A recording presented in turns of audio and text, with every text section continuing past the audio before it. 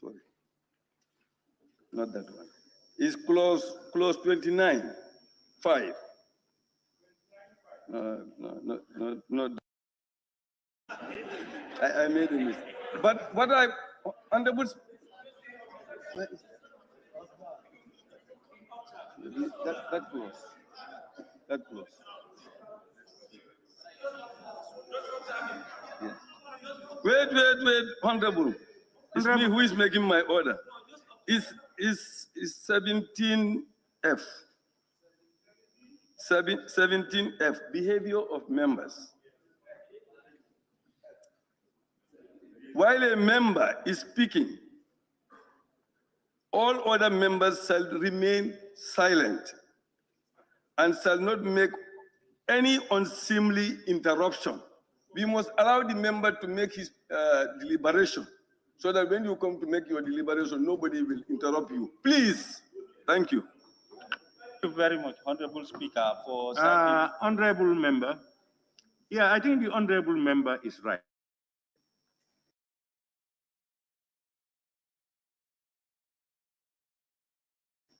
Let's allow members to express their views on the issue. If you have a different view, you will take the floor and you come out with your view. And if you want to observe and the member still does not sit down, please keep quiet. Please, Honorable Member, can you continue? I want to observe you, please. Honorable Member, you can continue. Very much, Honorable Speaker. I know people who said, I want to observe you. I know they are going to say something which is going to be... Honorable Member, can you just take the floor? So, those who are... Don't create more... All right, thank you very much. Honorable Speaker, I'm still on my feet. What I'm saying is that so much amount was spent on the draft. That's my opinion. Why you said you want to craft a new constitution again? Let us look at the draft one and come to terms and save money for the country. You want to tell me that you want to go back again, consult people? Why that? I think we should not allow that. Let them bring the draft and we look at it. The things that we don't want, we compromise. You see? But a new one, it's left to them and all of us. Honorable Speaker, it's the same constitution. Ministry of Land, Local Government, and Religious Affairs. When you look at their report, they also talk about Local Government Act 2022. It's the same law, because what is in the constitution is the same law that is in their act. Look at,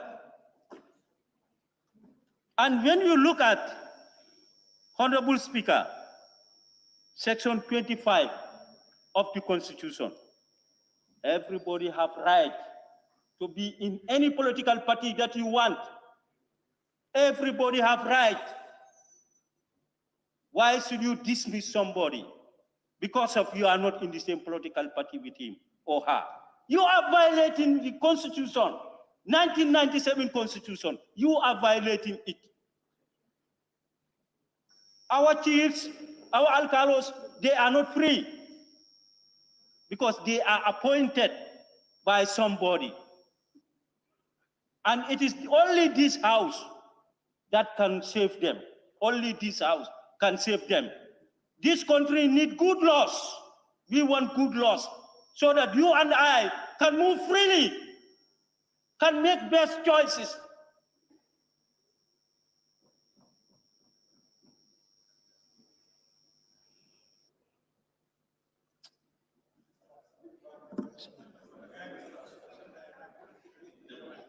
No, it's crazy. Honorable Speaker. Honorable Speaker, we need to change this country.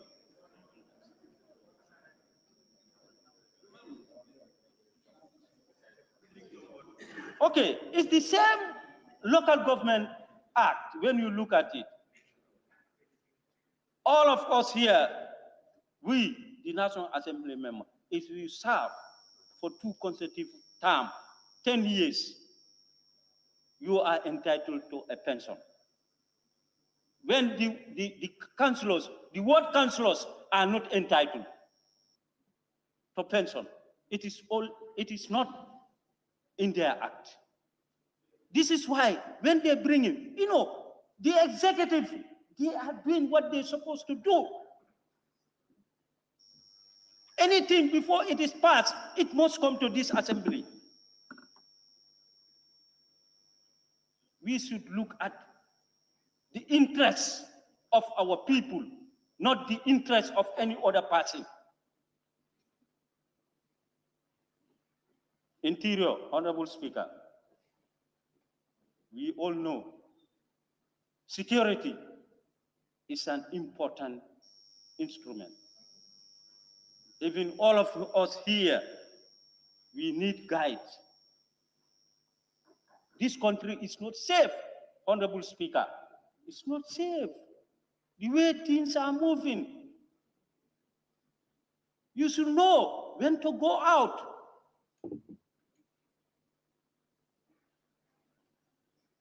It happens. The current minority leader, our time, somebody came to the assembly and attacked him. You think that people are not looking at you? People are looking at you. You also, when ministers have security, why not National Assembly members? You need security. You need security. That person came and attacked him. And we are here, we said, yes, don't look security. Be very careful, Honorable Speaker. This is why, and when we look at our stations, especially those at the upcountry, we always been hearing armed robbery, armed robbery. How can our security can easily access to those culprits? They must have mobility. This is a constraint for them. They don't have mobility. Most of the police stations, they don't have good place to stay much more mobility. Go to Karantaba and see how those people are struggling. No mobility. When armed robbery came there, how can they reach there? They have no mobility. Honorable Speaker, we have to prioritize. We have to prioritize. This is why I'm saying anything that comes, it is the rural people that are suffering. Here you can take tax. But rural area, where are you going to take tax? A taxi. Where are you going to take a taxi? Where? Those places should have mobility, Honorable Speaker. We are tired of saying this constraint over and over and over. At least, when we see a mobility at Sarangai, a mobility at Karantaba, a mobility at other stations, we can say, yes, now, the state is now responding to our needs. But when they are saying, yes, we want to maintain peace and stability, how can you maintain peace and stability when you are not mobile?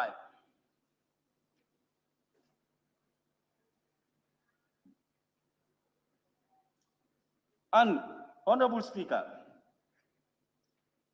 when you look at page 55, number 8, it's talking about fire.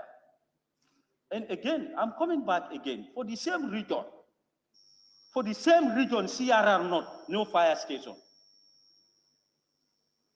For the same region, from Balangar up to Sametenda, no fire station. And there is always fire outbreak that nearly burn people's houses. When there is fire disaster, they manage on their own, which also needs to be looked at. Honorable Speaker, I'm just about to conclude. When you look at the president's conclusion stage, number 10, he talks about number 10, page 62. If you look at it, page 10,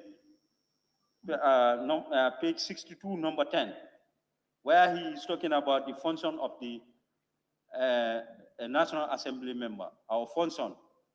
He's talking about it. If you go through it, you will see it. That is oversight, representation, and legislation. And we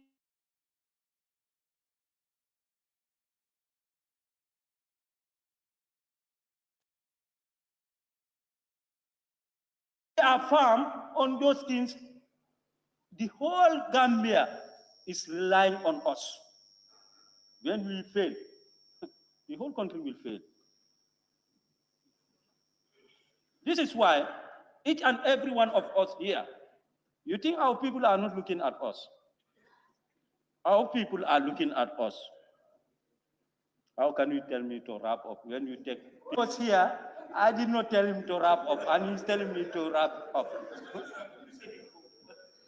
Well, yeah, but I'm saying I'm about to conclude. Now does not mean that I'm wrap up. I'm coming. Okay? Honorable Speaker, it's the same page, page 62, number 11. It's talking about peace, how we can maintain peace in our consequences, in the Gambia, and everywhere. And Honorable Speaker, I will say this, what I saw in this parliament on Wednesday, I have never seen that. The 5 years that I was here, I have never seen that. And I will mention it. And if at all we want peace, we should not allow that. Why we call here National Assembly? It does not belong to any political party. It's national. They don't say NPP, they don't say UDP, they don't say any other party. I saw Yai Compins in one of our committee room holding a meeting. Let's stop it.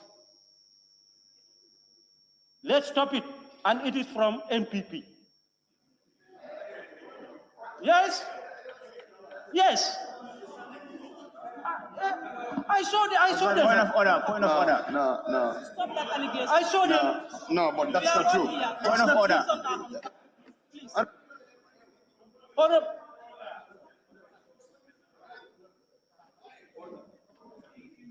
Honorable, can I observe you? No, please. Let me just wrap. Restrict yourself. I saw it with their distance, written it on it. I entered in one of the committees. There are witnesses here who saw it. And if at all, if we want to turn here to a political party, you have meeting here. Another political party also have meeting here. What peace are we calling for? What peace are we calling for? We are not calling for any peace. So we want peace. This country belongs to all of us. If I want, I can be in any party. We all have our bureaus. We all have our political places. Let us go and do it there. And please, let us leave the assembly. Normally, when there are this kind of address, nation's address, those who normally organize is the National Assembly and the security. The National Assembly and the security. But this year, what happened? I have never seen it. And let's make a stop to it. It is in me, if I don't say it, So this is why I have to say it, because we want to bring peace. Honorable Speaker, number 12, we are National Assembly members. And we are leaders. As a leader, whatever you are saying say something that will bring peace. Say something that will bring peace. Because our people, they listen to us.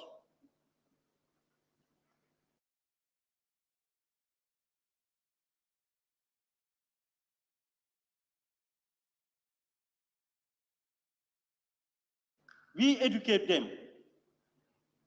We tell them what is really.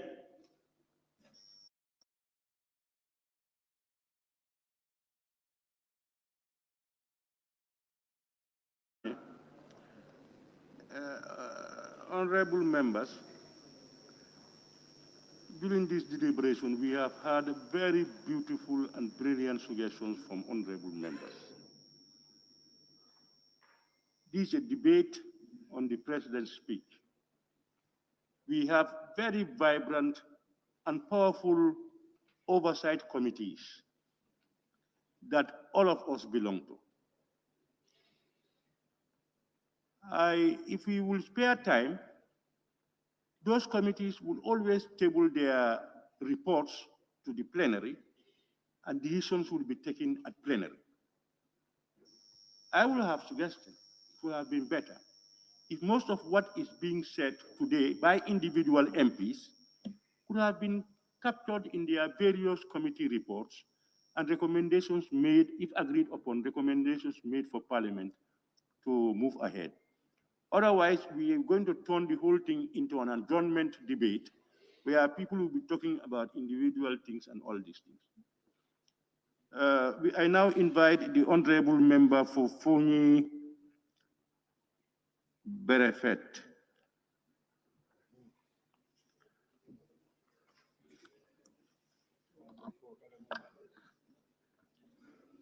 Thank you so much, Honorable Speaker.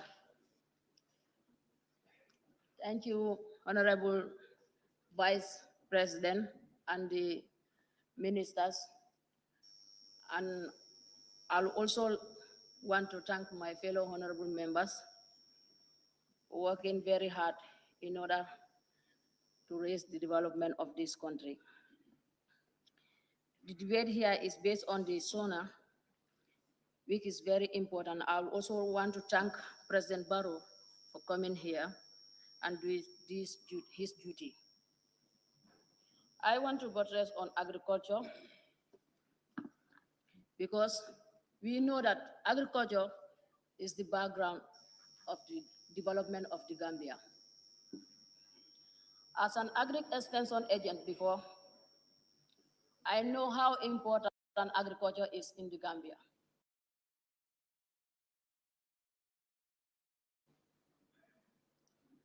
And for Gambia to go forward, I think we need to look on agriculture very well. In the other area of agriculture where I want us to observe is on procurement, the bidders, procurement and the bidders. Whenever we want to bring something in the country here, we need to observe the type of bidders we should give to.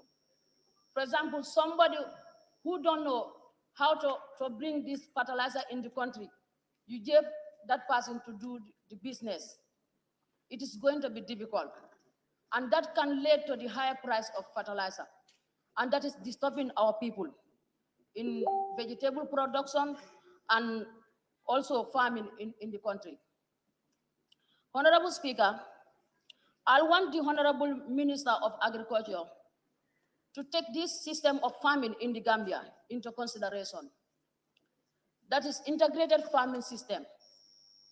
We cannot embark onto subsistence farming only or just to farm only to eat.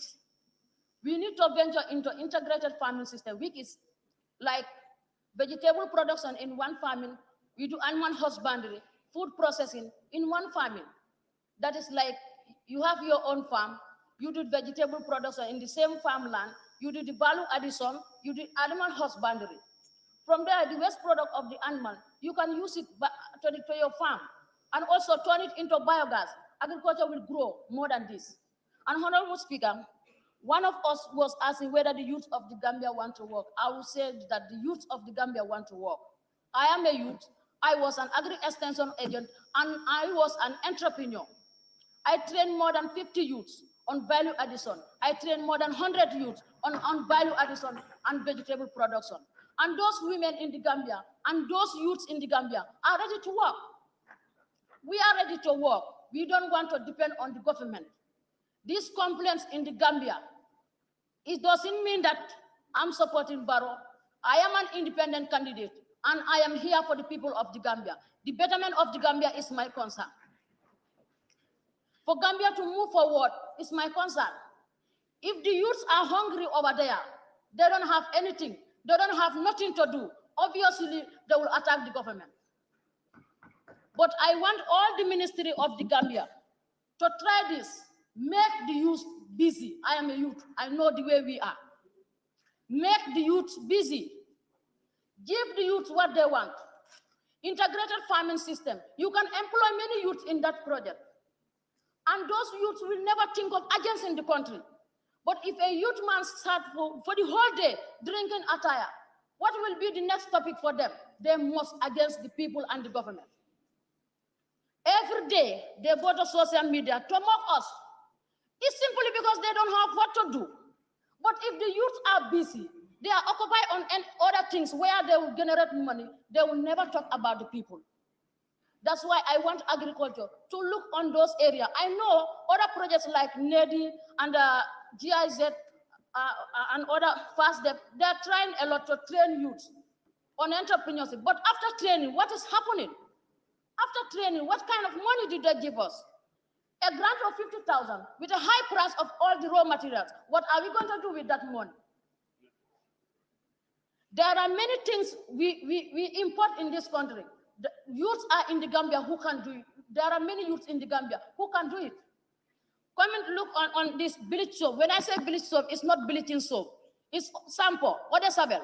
Gambians youths can do it. We bring it from Senegal. I know the youths I train, and I know the youths we train together in Cameroon and in Benin. They're here, a lot of them. We can make sampo, we can make other sabel, we can make many things. We can make different kind of juice you people are importing in this country, and you are spending a lot of money in importing food in the Gambia. Youths can do it.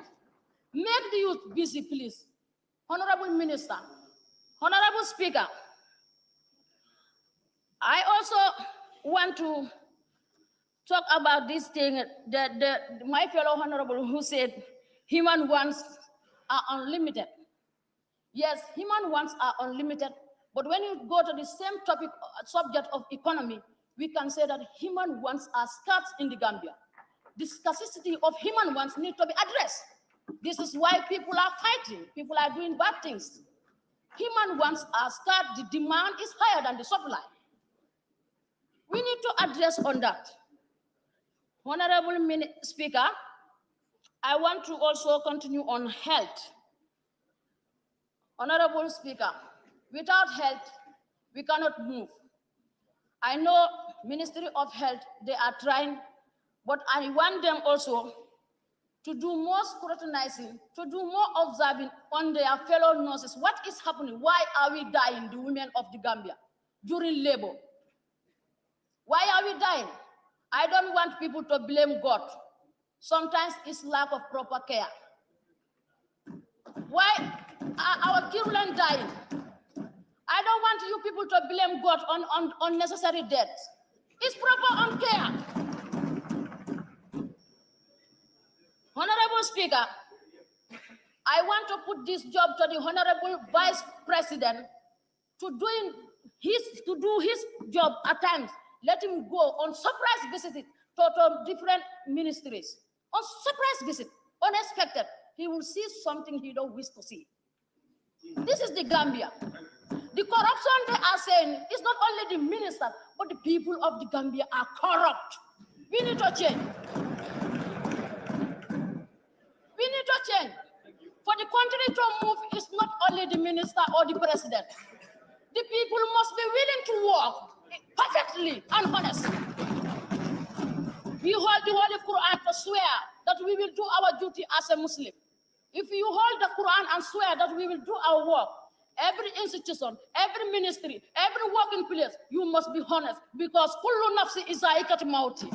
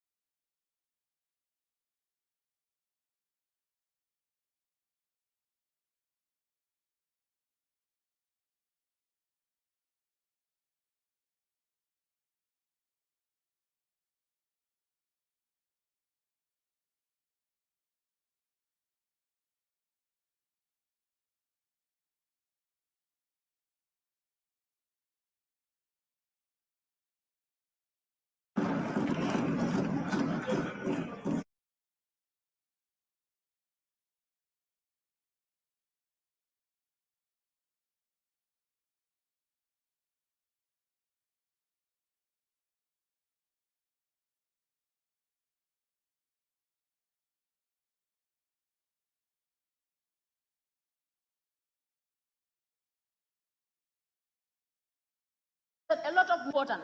But to whom much is given, much is expected. So agriculture and health, we expect a lot of changes in your area. Please, this is what we want. Honorable Speaker, on the Minister of Youth and Sport, the youth of the Gambia, I will still continue. The youth of the Gambia don't need only football alone, though football is important and other sport. But also, youths want entrepreneurship. Youths want to work and have money.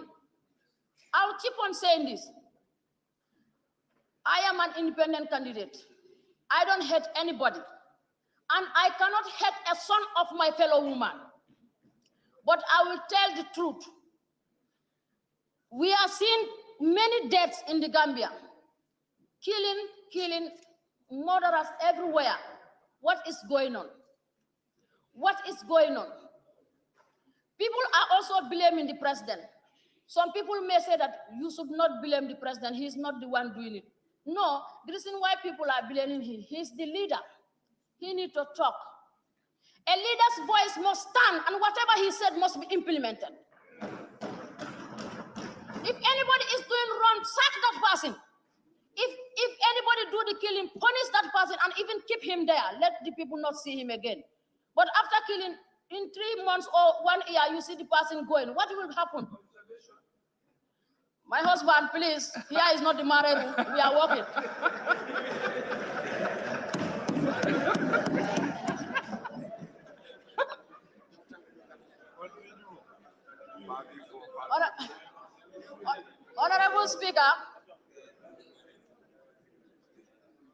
Honorable Speaker, I want to talk about this Sankule Kunda project, rice field rehabilitation.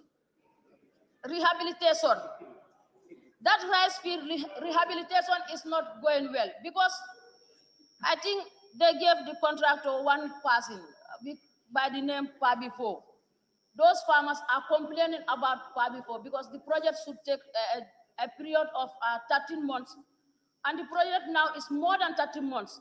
The farmers don't have any place where to do farming, and they are complaining. Please, I want the Honorable Minister to go and check about this Pabifo issue.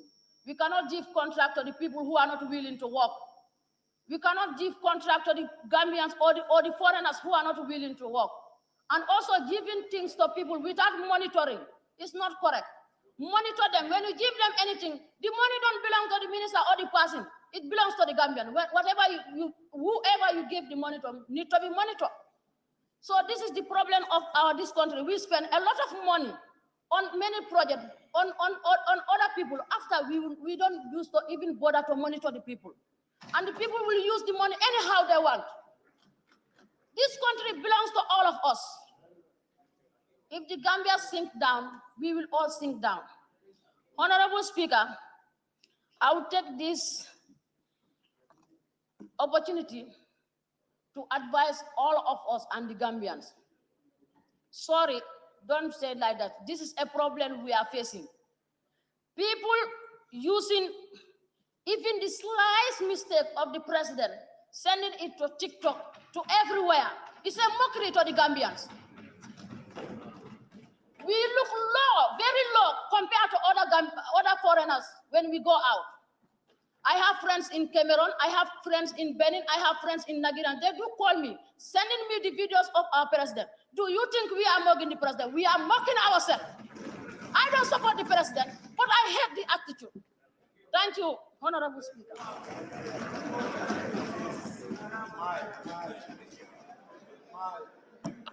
Thank you very much, Honorable Member for Fonyi Brefet. Honorable, I think I will, Honorable Speaker. I will, honorable members, I will constitute a committee, the minority and the majority, and probably 2 senior MPs to reconcile husband and wife.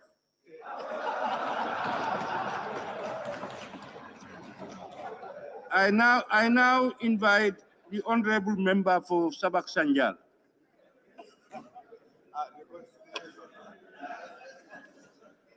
Thank you, Honorable Speaker, for giving me the floor. I want to acknowledge the presence of our honorable ministers and the Honorable Vice President who was here with us. We are very grateful that you are here on this important occasion.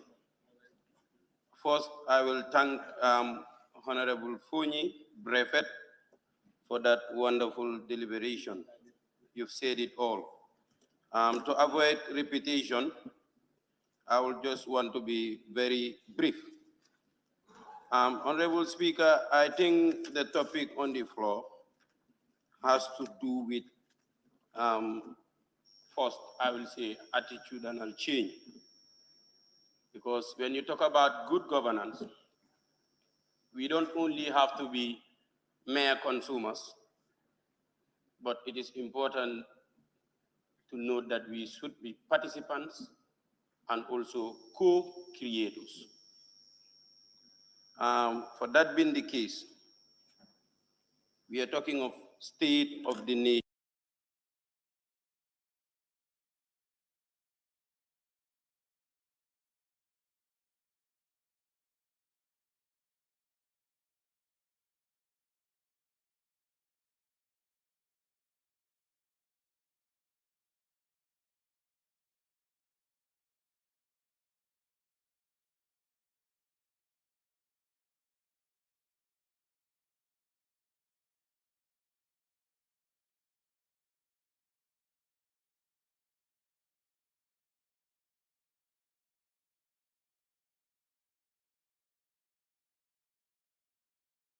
Address. When you talk about the words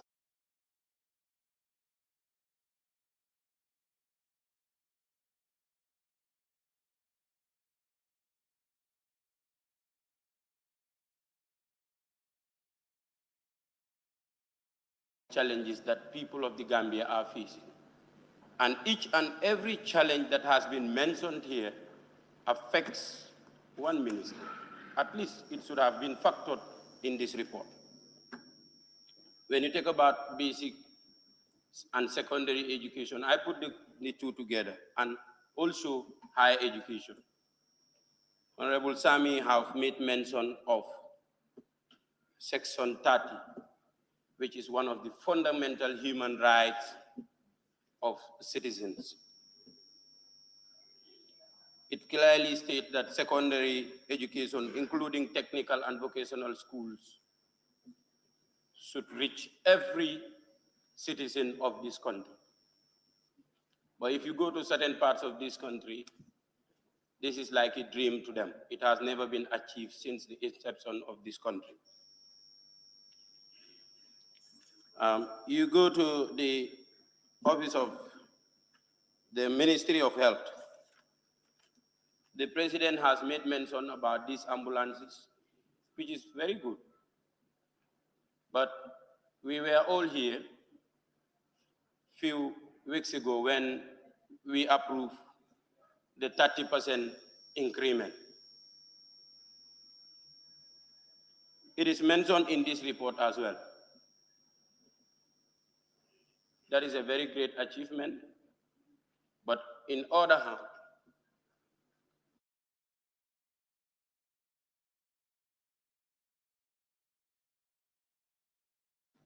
the low-income earners have not seen themselves in that.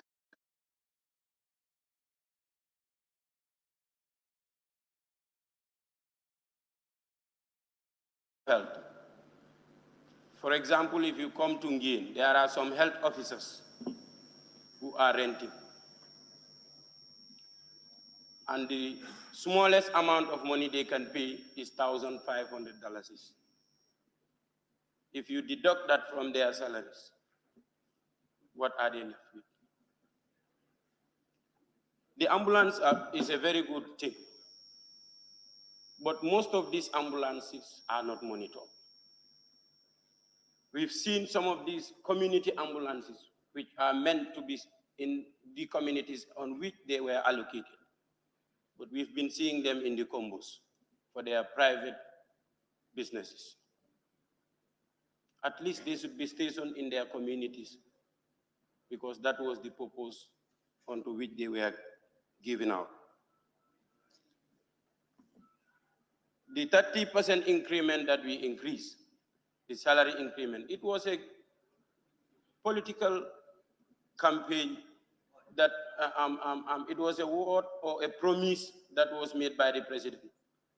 And it was tabled before this assembly.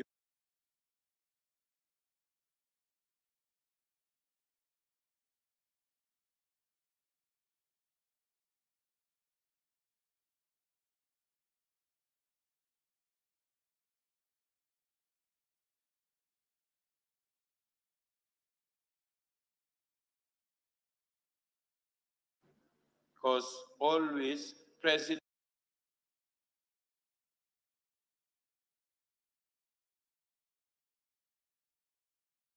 to give us in Sabahua, which consists about 37 villages, that you are putting that into consideration.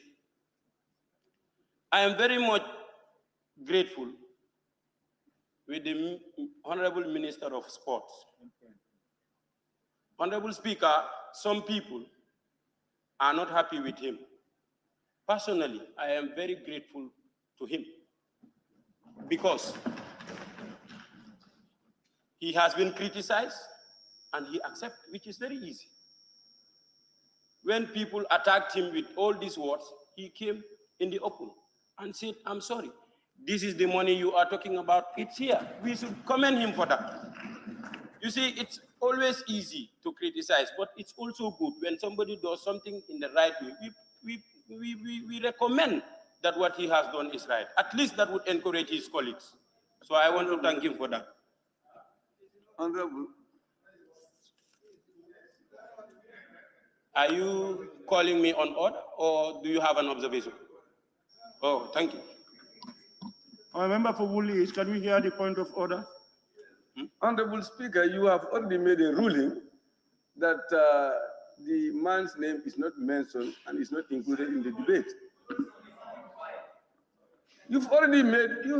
Please, honorable members, can we hear his point of order, please? I said you have already made a ruling on this matter that we don't mention the name of the person because it is not mentioned in the report. But the honorable member is coming back to the same issue, and I think it should not be allowed. You, honorable member for Woolly, you are in order. Honorable member, can you continue, please? Thank you, Honorable Speaker. So it's like what I'm trying to say here is attitudinal change is what will resolve all these problems that have been discussed here. So you go to Ministry of Tourism. It is always said that they contribute 25% of our GDP. Tourism, two paragraphs on this report. And they made mention of a multi-million-dollar project coming to the country. Where? How much? How much is that money? Where is it going? Nobody knows. It is just mentioned, but they did not even tell us where they are getting those fundings, to who those fundings are going, onto which projects are they going to implement those fundings. At least when the COVID-19 came, whenever you talk about tourism, they say we have excuses because of the COVID-19, we could not do so and so and so. When the COVID-19 came, it was in a year where a certain amount of money was allocated for you to travel, for fuel. Did you return it to the country? No, you retained those monies. Where was it spent? And you come and give us this report, 2 paragraph pages. At least those fundings that were meant for traveling, those monies that were meant for fueling should have been returned to the government coffers. Or you even take some of your people on leave. Because we have seen it happen in other companies. I was working with the tourism industry, with FTI International. When the COVID-19 was coming, I was then in Dakar with some tourists. We had a call immediately that we should all come back. The company is shutting down because of the COVID-19, meaning all those resources that we were supposed to spend for the next 3 days had to be returned to the company.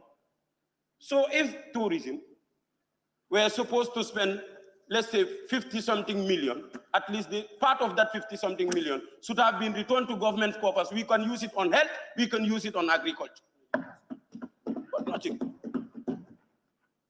So you see, I mean, made mention of so many things, and which I don't want to go back. But as he said, we are Muslims, and some of us are Muslims, some are Christians, but we all stood here and swore into the Quran and the Bible. So if we are to do anything illegal, we will be accounted for in the next world. So it's very important we put that into consideration. So, even if you are to be killed, speak the truth. It's always very important. So when you talk about petroleum and energy, this is also a dream to rural areas. At least we know that electricity is in phases, but they should have captured it here and explained to the president that, yes, definitely we are bringing electricity in this country, but it is in phases. At the moment, we are in phase 1 on this part of the country, but in the future, we will be going to phase 2, and this is the implementation method, and then people will be able to understand that definitely the funds or the monies that we are paying is coming back to us. If you go to my constituency, over 57 villages, only three villages have electricity. The rest, nothing, absolutely nothing. Yalalba is close to Farafeni, less than 1 kilometer. To extend 3, 5, 7 poles to get to Yalalba and supply them with electricity. You move the same poles from Farafeni to Ngien Sanja, and you left all those villages that are within that area, over 37 villages. Are we serious? We are not. So, fisheries. The River Gambia divides this country into 2. We also need fish in rural areas. When you talk about fishing, they always center themselves in Tanje, Gunjur. For us, we have this Yaiboi coming from Senegal after 7-8 days. And we have the river there. We have some youths who are doing wonderful to make sure that they get us fish. And they use the limited resources that they have. At least Ministry of Fisheries should be able to at least support those youths who are living in the rural areas to be able to engage on fishing. There are so many projects that are coming. But when the projects comes, the first thing they think about is vehicles. The project phase out, another one is coming. Finding the same vehicles, you think about vehicles again. At the end of the day, you say auction. Even that auction is not done properly. You will be calling your friends at night, come tomorrow, we are going to auction vehicles. Is that right? That is not what we need. Interior. The last time I saw the committee, they went round, and you know what is happening in the police stations. The president made mention that under the Ministry of Education, they are building quarters for schools. They need it also. You go to Ngien Sanja, if a police officer is renting, he has to pay at least $1,500. That is the smallest portion that you can occupy. At least they need quarters. We have a whole piece of land for them, a big one for that matter. At least they should be used, to build quarters for them.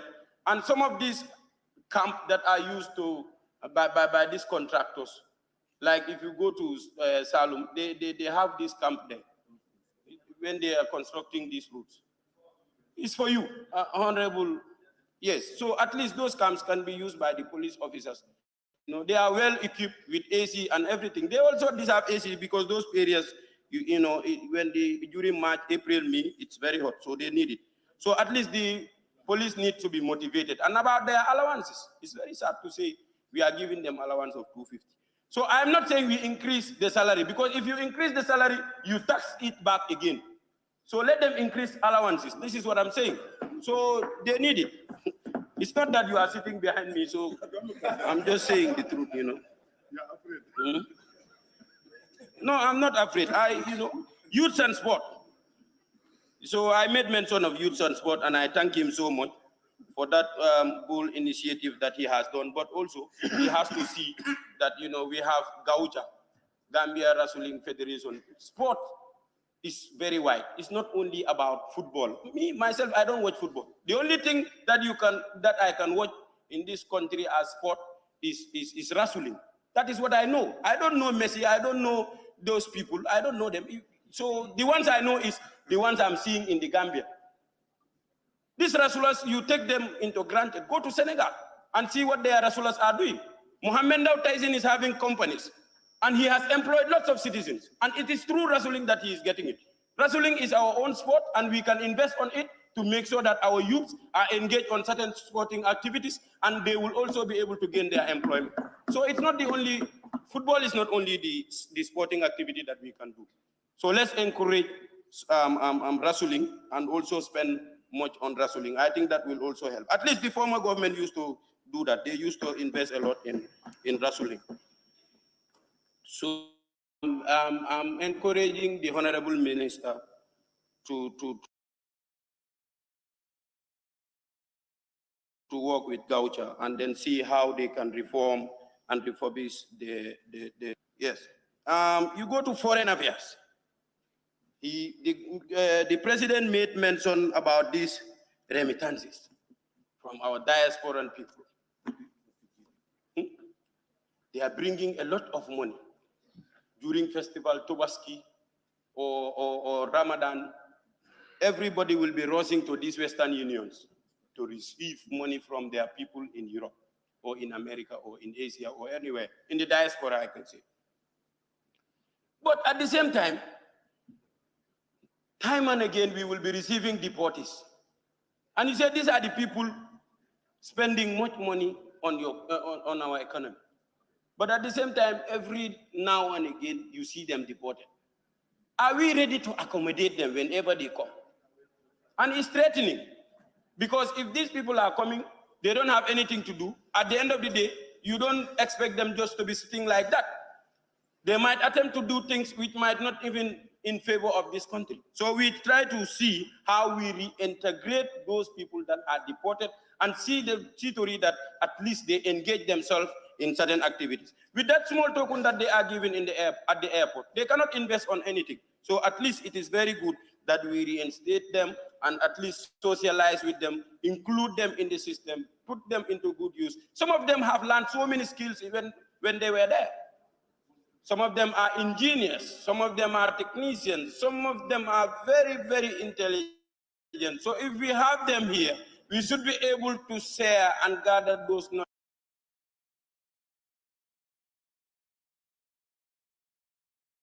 that they have. We have seen Peace Corps coming in this country. Although they are not deportees, practice from America, they come here and they learn from us, and the information that they gather from here is what they develop. In turn, they bring it back to us and then sell it to us, which will be very much expensive. So we have our people who have been there. When they come back here, they come with so many talents. Because when they go to Europe, they are integrated with the people there.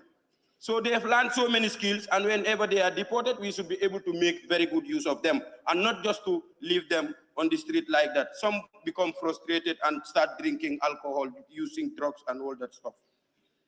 Works and infrastructure. One of the most important elements of development, transport. Recently, we have seen a drivers' union having rallied with this ministry. At least the reaction that I was expecting from the ministry is not to say, that is not correct. Call them and then dialogue with them, listen to them. They have their concerns.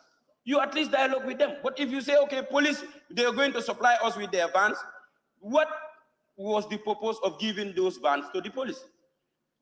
The purpose was to transport their own people to go to work.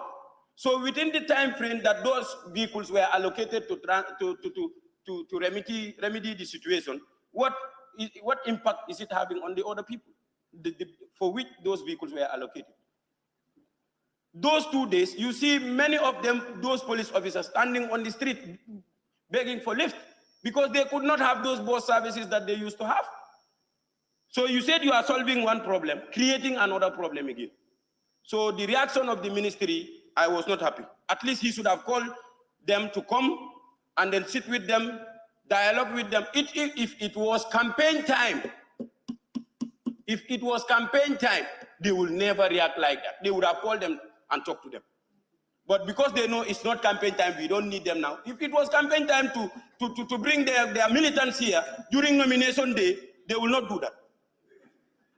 The ministry would not react like that. But they know that it's not campaign time. We don't need them now to bring people from Same, to bring people from Sabasanjal. So we don't need them. Let's just look at them like this. After 2 days, they will be frustrated and they will come back to the system. That is not what they were supposed to do. Call them and dialogue with them, listen to their problems and try to find ways of solving them than just leaving it to their hands like that. I was very disappointed with them.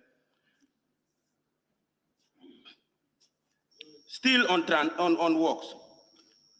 These roads they are constructing. When awarding contracts, award to the right people. NRA, they have a key role to play in this issue. You know, whenever you talk about development, people will start to blame the government. You see, they are not doing this. The funds are there. We have all the necessities, but are they put into good use? National Road Authority is the biggest problem we have in this country. How many millions of dollars are we paying as Gambians to construct road? After 1 year, everything went off. After 2 years, you cannot even imagine that this was a road that was constructed. Honorable Central Badibu made mention of Farato Jambu Road. Go and see the condition of that road. Just go and see the condition of that road. And this is taxpayers' money. So the corruption they are talking about is right. Because back in the days, if you talk about contractor consultant on a particular road, if the contractor sees a consultant coming, they even start to tremble. Because they know that it is the consultant that puts them on the right path. But nowadays, you see a contractor and a consultant, you think that they are the same father and mother. They don't even care. At night, you just go and stroll. You see consultant vehicle parked in the gate of a contractor's company. What are they doing there? There shouldn't be any good relationship between them. The only relation that they should have is to make sure that the specification of the contract is put into good use. No, he's my guy. Thank you. You can observe me. No problem. Yeah. Yeah, I know you are very hot, but when you mention of contractor and consultants should not have a good relationship, that can be very bad for the project. Contractor and consultant need a cordial, a very good relationship for the rest of the project. Thank you very much. Thank you. Thank you. Okay, the good relationship that should exist should be based on the specification of the road and not otherwise. So I know what I'm saying. Not on corruption practices. It is undone, and we will never tolerate it to happen in this country. I was a consultant, and I was working with Gamex, posted at Kaur. Go and see the condition of that road. Go and see Sukuta Jambanjeli project. I was part of that project, and I was part of the consultant. Me, I don't have friends when it comes to work.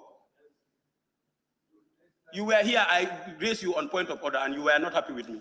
When you are observing me, I sat down and allow you to observe me. So that is it. We have to make sure we work as a nation and move ahead. If we say we are building a house, and Honorable Njai said, I want to build the house like this. X said, no, that is not a good way. Let us build it like this. We have different views, but the objective is to build the house. So at the end of the day, if the contract is awarded to Mr. Njai and you know that exactly what Mr. Njai is doing is not correct, give him your ideas for the benefit of the project. In nation building, this is what we need to do. We cannot all be presidents. One must be the president. If you have your own ideas and you said you need the country, you are not given the opportunity. Those should not stop you to contribute for the development of this nation. We should synchronize everybody. We all have heart for this nation. Everybody here. Somebody will be speaking. Sammy wanted to cry here. because he had felt the difficulties that are faced by our people. So let us be serious and move as a nation. So under the office of the Vice President, this flash floats. It is not only Banjul, it is not only in the Combos. This year, almost 4 people died in my constituency. I've never seen NDMA to come and see, not the office of the Vice President to come and see. It is not only in Banjul, it is not only in the Combos. When we talk about decentralization, it should be equal distribution of state resources. So when the flash floats came, at least I was expecting that huge delegation should have come from Kombo to Sabasanjal, at least to see those people who lost their family members. It's very disheartening sometimes. When you are going on political campaign or whatsoever, they are the ones who will be clapping, jumping, and stuff. When it comes to development, we are always left behind. That trend has to change. It has to change. We have to move as a nation. We are stagnant. And moving forward, recommendation of FPAC. Honorable Speaker, I don't know how will you make sure that the President gets this report on and act based on that FPAC report. Honorable Jawara said the President doesn't listen to moo. But he can listen to what is submitted in front of him. This is nothing like moo, because it is from the National Assembly. It's FPAC report. He can act based on that report. That is what former regime used to do. You do mass practices from the report of FPAC. We have heard from stories that during those days you have PAC, blah, blah. That PAC, the report came immediately. He acted based on that report. So if the FPAC report comes, it shouldn't be placed under the desk. Let him act based on that report. Nobody will blame him. If they want to blame him, let him say, it is a report that has been brought on my table and I have seen some malpractices that are happening in this country. Nobody will put blame on him if he doesn't want people to blame him. Yes, I think that is very important. You see, this use of illicit drugs. Indians or any other country, I don't want to mention. I withdraw that one before somebody will call me on point of no order. But we have seen some coming from some investors coming into this country, bringing this vodka 22, Jägermeister, red wine, and all those illicit drugs, some of these illicit drugs into this country, allowing our own youth to take it. Go to the streets, 22-year-old, 18-year, 16, 14, you see them with these illicit drugs. What are we doing? So at least we should put ban on all those illicit drugs coming to the country. So the ministry, you have powers. We have given you powers to make delegated legislation. Bring it here, we will support it. To ban all those investors who bring illicit drugs in this country. And if we see them, they must be prosecuted. But this has to do with some of the business relations or some of these acts that we are implementing in this country. For example, this Local Government Act, almost 2 decades now. Honorable Njai will build one small house. It will be valued for $5,000. And he is paying tax of $200, for example. After 6-7 years, he will erect a big mansion there, collecting $10,000, $20,000, $40,000, $50,000 every month, and paying only $200. At the end of the day, those that are occupying the same house will be littering the whole environment. And it is now the responsibility of the council to collect all those littering, to bring them to the waste management. You know, and that individual is just paying $200 for the whole year, making about 40,000, 60,000 in each room. If you have about 10 rooms, making 40,000 every year, for every room, you are making how much money? And paying $200 from that. So the act need to be reviewed so that at least we will help the council to collect more money for the decentralization to go on and go on. So if we want to talk like that, the whole day we can be here. Like Honorable Central Badibu did. If I want to follow your footsteps here, we will not move. So on that note, Honorable Speaker, I thank you very much for giving me the floor, and I thank you all members for also listening to my deliberation.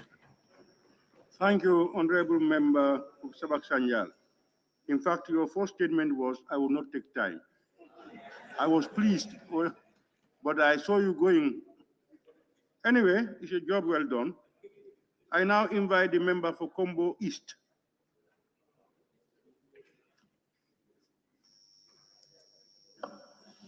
Thank you very much, Honorable Speaker, for giving me the floor. First, I must acknowledge the presence of honorable ministers here present. My honorable colleagues have said it almost all. I just have to elaborate on the left out, on the areas that they have discussed in the interest of time. Honorable Speaker, we've heard the President. First, I have to thank him for the constitutional mandates that was given to him and that he fulfilled by coming in boldly and comporting himself as a president and then speaking about what he had here. The speeches were attractive and then they were very touching, especially on the conclusion, on the concluding remarks, where I shall quote on his speeches, concluding speeches number 9, where he has tasked the executive and the legislatures to be much more patriotic and then be focused, be non-partisan, and then see the interests of this nation, Gambia, that we all belong to. This thing is a lesson to be learned, and it's a tool to be guiding us. First, I must touch on the Ministry of Finance, where on his speeches, the Finance and Economic Affairs, clause 3, where he has stated to say the revenues were dropped by 14% in the first 2 months of the last year. Here, again, he is also trying to tell the strategies and the plans that the country need to take up. The executive is planning for a robust economy. I shall contribute by saying a suggestion, putting in a suggestion as the ministry should consider the domestic debts, lending debt strategies that they are applying could also be a factor in trying to reduce our revenues, because the commercial banks or financial institutions that avail those funds could be useful to the individual businesses that government would be relying on to collect more taxes. In trying to do so, domestic taxation would encourage higher interest rates on loans for small-scale businesses and other farming enterprises. I would suggest the government to look into this domestic lending and at what rate are they borrowing, at what volume this borrowing would be. Again, in the area of agriculture, I've heard him explained a lot on agriculture, but a few was left out, which is key in agriculture. That is livestock services. The livestock subsector has not been highlighted here in detail. It's only the sector of poultry and poultry farming. But we understand in trying to sustain food self-sufficiency, these two things has to go together. That is the crops and the meat market, and then the dairy farms. I've noticed that in our country, Gambia, although it is not in its highest rate, but considering other countries within the sub-region, these two sects of farmers are the causes of instability. The farmers and the herders normally share the same sector. But I'm not seeing in this plan where government has made a plan of action in trying to create boundaries and sectors for this. We haven't seen any pastoral area for herdsmen and livestock owners to be able to rest themselves peacefully so that the demand for livestock products could be locally produced here. Because in the combos we have cattle, we have small ruminants, but then their spacing is becoming worrisome. And it is prerequisite to the ministry to look into this and then at least try to identify. We've seen in our local communities, in the Combo Santotos, there are pavements, ways for these cattle and other ruminants. It's now becoming a habitat for humanity. People are occupying those areas, and then these cattle owners are left with no choice but to migrate. And would this migration do well? We're seeing how this extremism emerges in other countries within the sub-region. So in trying to mitigate that, the ministry should work on strategies in trying to manage the limited land space that we had in trying to create a specific area for pastoral farming and agricultural farming to avoid confrontation in the near future. Again, getting into energy, petroleum and energy. We've heard very well from the president, and then it sounds good. But we would also expect the rural electrification to be well elaborated on in trying to give hope to Gambians, because we know electricity today is a requirement for a human being to be living in this world today.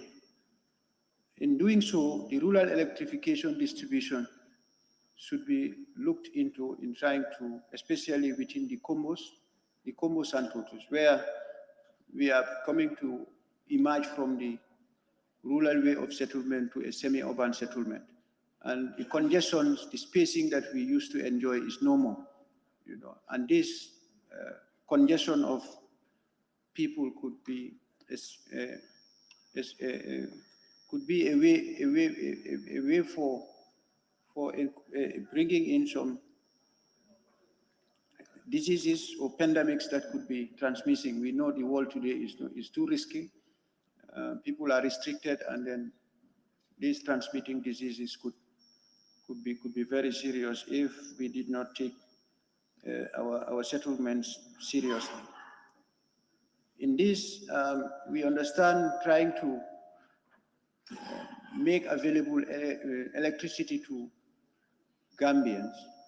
We know it is, yes, the high tensions will be made within the settlements and also, but then the affordability to get electricity in your house, the transaction, the paperwork, the timing for one to get his electric meter to his house seem to be very expensive, and the ministry should look into it by way of providing electric poles and other accessories that will help beneficiaries to be having their electricity supplies easily and within the shortest possible time. Getting into the information and communication infrastructure. Yes, we are emerging, but then looking into the standards that the world is today, comparing it to the Gambian standard, we have so many telecommunications, and our lives depends highly on internet communication. And our ACE cables are frequently disrupted, and this affects businesses and our daily lives. So the ministry should work on means in remedying this situation so that we would also meet up to standards. As we know, it is a global world. Gambia is not an island. You may deal with a counterpart where you will be failing by not being able to get the required resources and the internet connections on time to communicate.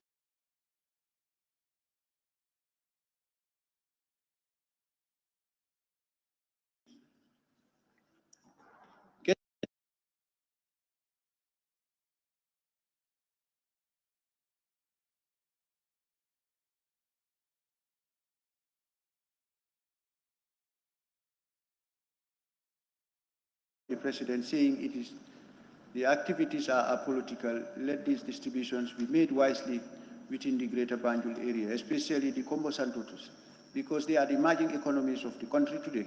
And most of them are people that contribute immensely into our socio-economic development. Getting into trade, industry, regional integration and employment. Yes, it has been well said here too. The ministry is working very well, especially in trying to encourage foreign investors to come into this country. Yes, good. But then, in what way and in what form? I think the angle at which the government is considering these successes, to me, I'm seeing it as in the area of revenue collections,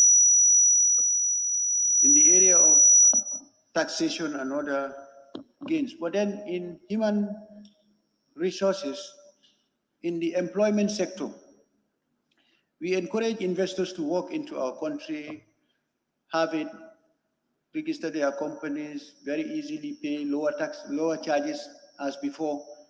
But upon establishing, they tend to abuse and work under and engage our countrymen by not following the international labor standards, in trying to abuse them, in trying to give them jobs that are known without a choice or an option.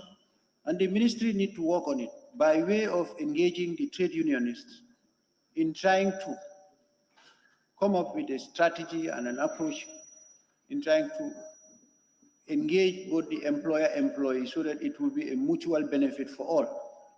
Would not just be a safe haven for investors to come in and then occupy our lands, at the same time have cheap labor, maximize profit, but our people would not be realizing any growth out of that.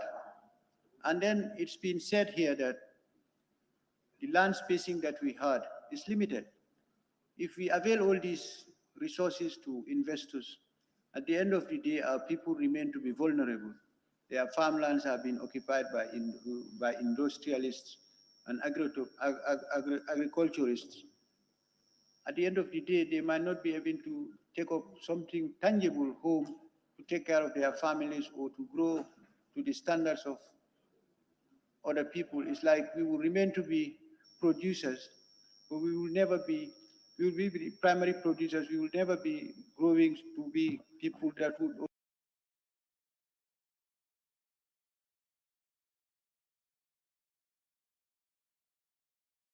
also be taking over businesses.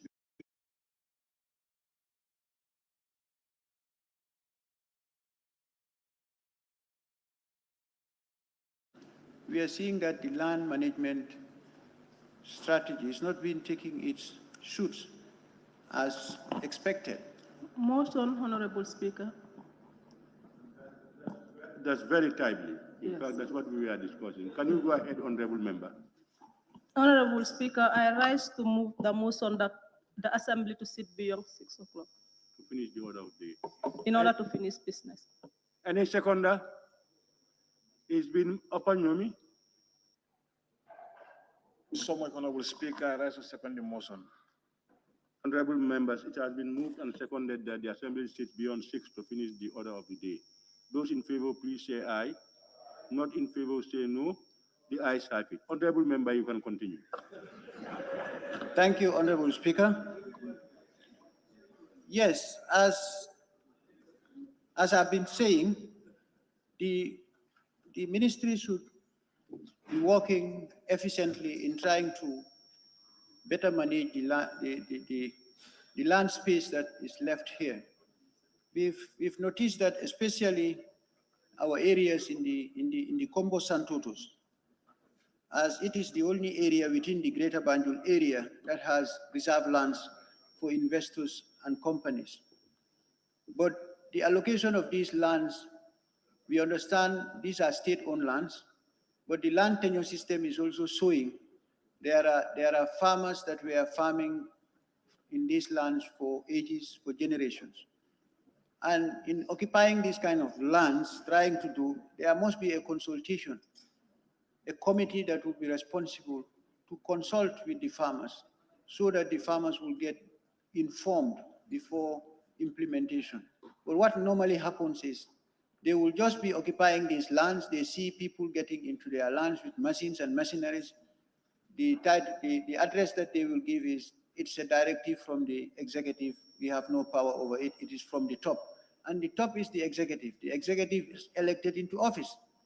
So in this, it may bring in disgruntlement and bring in some personal grievances between the executive and then the people of that area. So I would urge the Ministry of Local Government and Lands to look wisely into this, to be able to come up with strategies, approaches, and establish committees to make sure that the land management system goes on very well with farmers so that they will also feel ownership of being Gambians and landowners. I thank you very much. This is all I have for you. Thank you.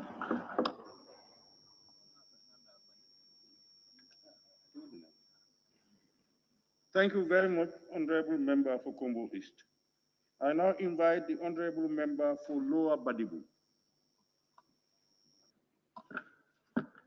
Thank you very much, Honorable Speaker.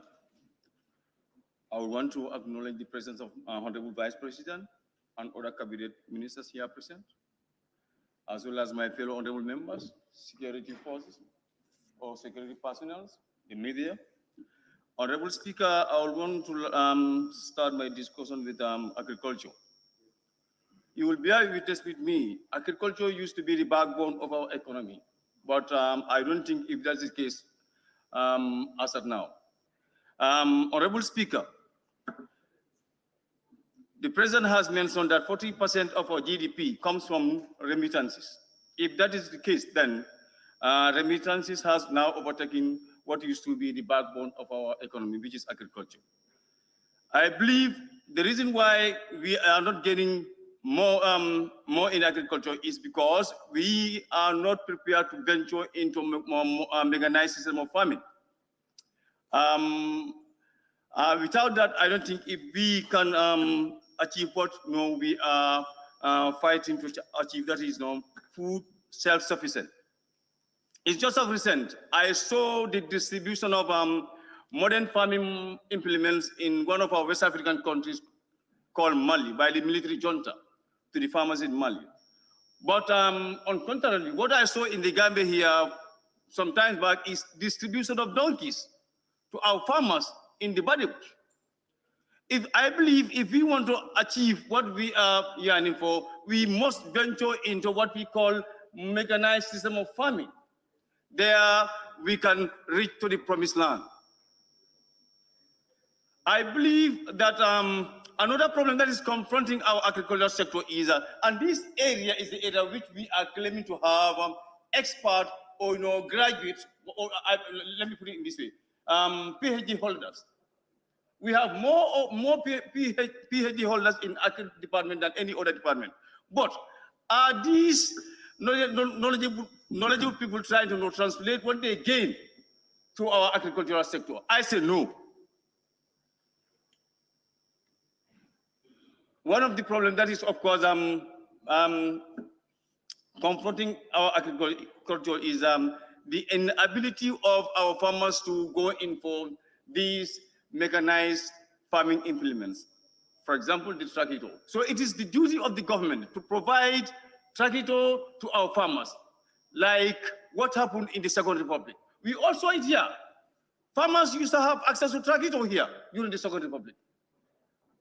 But all of a sudden, all those tractors we have withdrawn from them. Instead of living in them and by allowing them to continue using the tractor in a more Point more of order. organized manner. We saw Honorable. Honorable, there is point of order. Can we hear the point of order, please? Yes. Honorable Speaker, thank you so much for giving me the opportunity. Standing on order 30, Honorable Speaker, and scope of the debate. Debate upon any motion or amendment to a motion, or upon any bill, part of a bill, amendment to a bill shall be relevant thereto, except in the case of a motion for debate on the adjournment of the assembly. The honorable member should confine himself to State of Nation address by the president. He has all these issues to say it during the adjournment debate. Thank you. Thank you. Honorable member, thank you very much. Sorry, sit down. Sit down, please. Thank you. I think it's the same issue arising again. The Honorable Speaker made a ruling yesterday on it, and that the President's statement touches across all sectors of the country. And therefore, we will still continue to debate based on those issues. But however, as the Honorable Speaker ruled yesterday, let us do our best to confine ourselves to what is on the agenda. But that's the ruling of the Honorable Speaker yesterday. Continue, please. Thank you very much, Honorable Deputy Speaker. But I think the President has, of course, touched on agriculture. And the topic on discussion is part and parcel of agriculture. Take care of yourself, my son. Let me continue. I was saying, the inability of our farmers to have access to fertilizer is another deciding factor that is, of course, bringing our agricultural sector to its knees. I think if we want to achieve what we call food self-sufficient, we need to create an avenue for our farmers so that they can have access to the fertilizer. We all know the soil condition of the Gambia nowadays. The soil condition of most part of the Gambia, especially where I hail from, North Bank area, is not in good order because of deforestation in that area.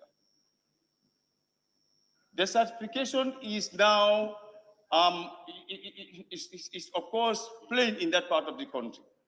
So if our farmers want to come up with bumper harvest, I think they need fertilizer on their farms. Another factor that is, of course, hindering our progress in agriculture is, of course,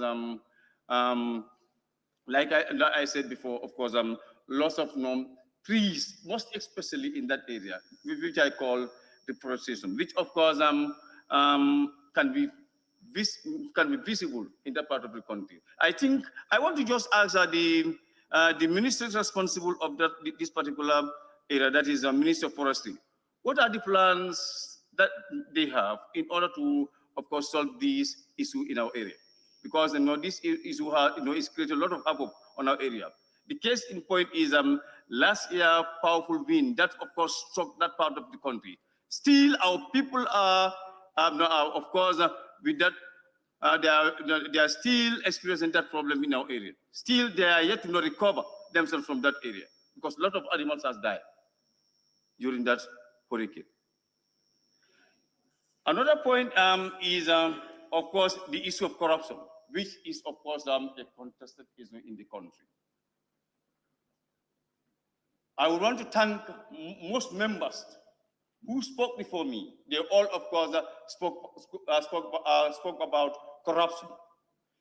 This is the issue this is the problem that if we are not careful, if we don't cap it at the right time, might threaten the very existence of our country. That's peace, which we are known for.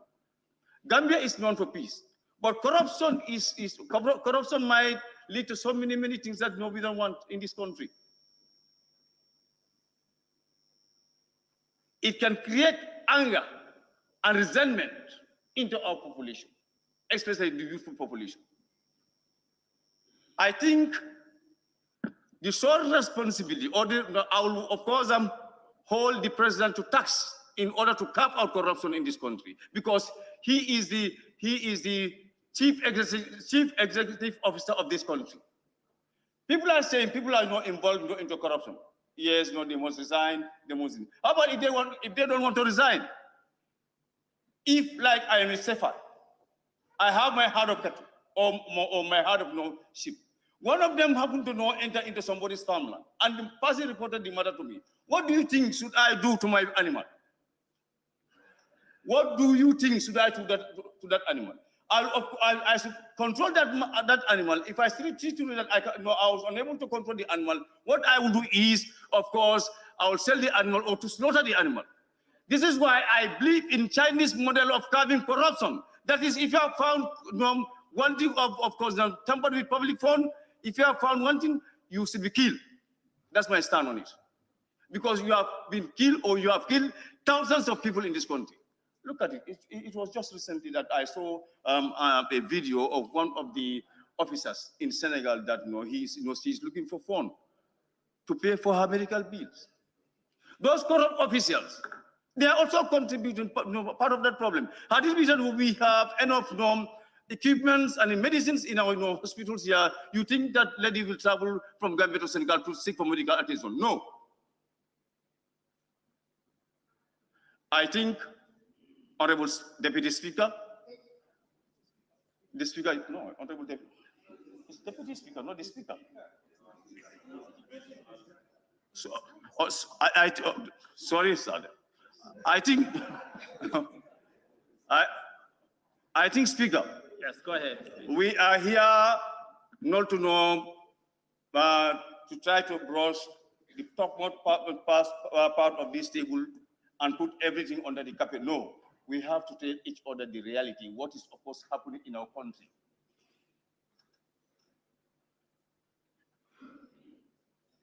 Corruption is key factor, which is, of course, derailing our development. And if we don't cap it out, not to cap it out only, but on time, right now, we need to arrest it. It has to be arrested. And when we say corruption, we think it's just monetary matters. No, there are people in this country, civil servants, they are not going to work on time, and they leave their offices not on time. All those things are corruption. You swore to Holy Quran and Bible that you're going to do the job. If you are not prepared to take it up, resign, leave. Simple, like what my honorable member said, Honorable Jawara. If you don't want to hear the truth, leave. We are going to tell you people the truth. That's it.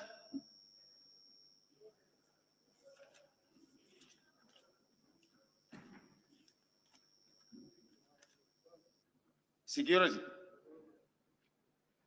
The reason why I am very much concerned about this area, because it was just recent that this month alone, we've been hearing killings, stealings, breaking of public places in this country, and yet still, I will urge. I will not say the government is not doing nothing about it, or the security forces are not doing it, but I will urge them to take drastic action against the culprits of this particular act.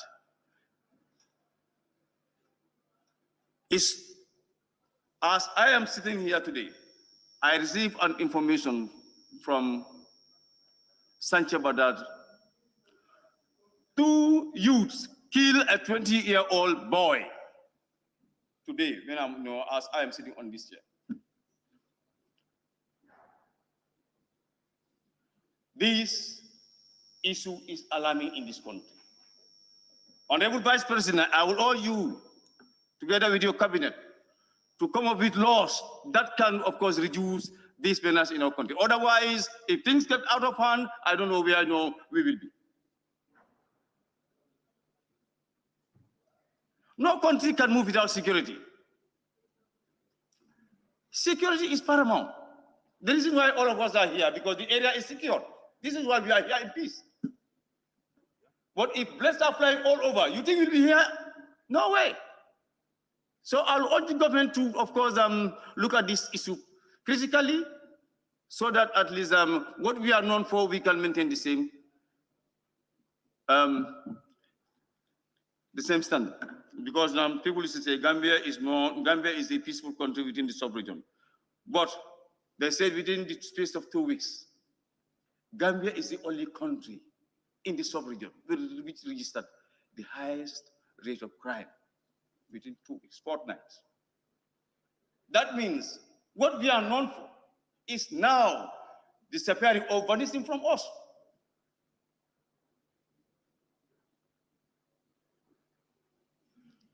Honestly, sometimes, it's just hard to say. But Gambians, we need to take the responsibility of our country and do what is right for the people of this country. On the issue of education, I would want to say, of course, we might have structures might be there, but do we have enough materials in our school system? I was a teacher before here. I taught for some years, and of course, finally ventured into business, by the bunkers.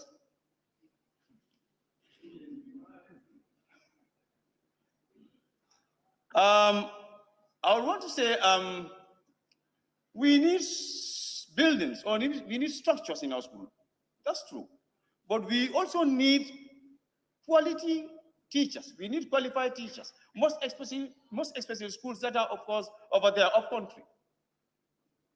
Only good teachers have been attracted to schools here, especially private schools. With the proliferation of these private schools, I think private schools are killing our public schools.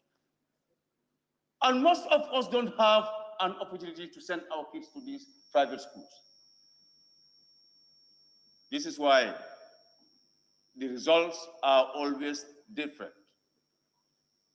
Of course, if I have the means of sending my kids to private school, that's what I do, because I need better education for my kids. But I don't have the means.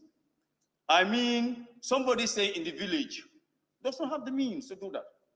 This is why government, especially the Ministry of Education, honestly, the teachers in private schools, they are forced to teach. You teach or you leave. That is not happening in our public schools. I'm sorry, but this is the fact. I experienced it. Before here, I headed a private school at Talindi. He is my living witness. We put in mechanisms, we organize ourselves in such a way that if we employ you, you are not prepared to, of course, take out the work that you said you're going to do. We give you the marching order.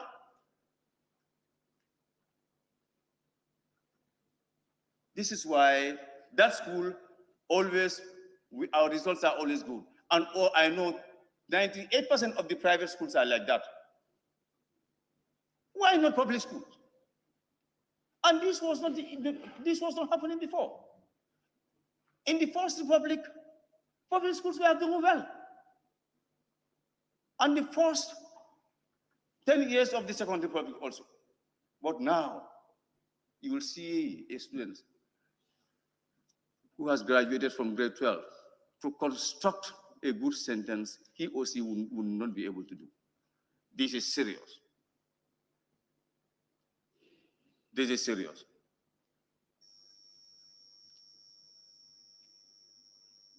I think what we should do is, I'm not saying we should do private schools, but I think we should also try and pay great attention to our public schools, because these are the schools in which most Gambians or most Gambian children are attending, because most of us are from poor families. If I cannot afford to pay $5,000 for one term for my child, of course, no, I'll send my child to a public school. And most Gambians are, this is what we are doing. But it is the responsibility of the Ministry of Education to correct that system.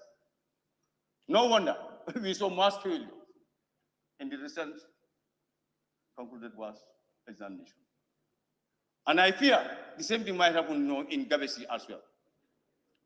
There are a lot of combination of factors which we as Gambians need to sit and, of course, solve those factors in order to have a better educational system in our country. I rest my case here. Thank you very much, Honorable Speaker. Thank you, Honorable Member for Lower Badibu. Now I give the floor to the member for Jimara.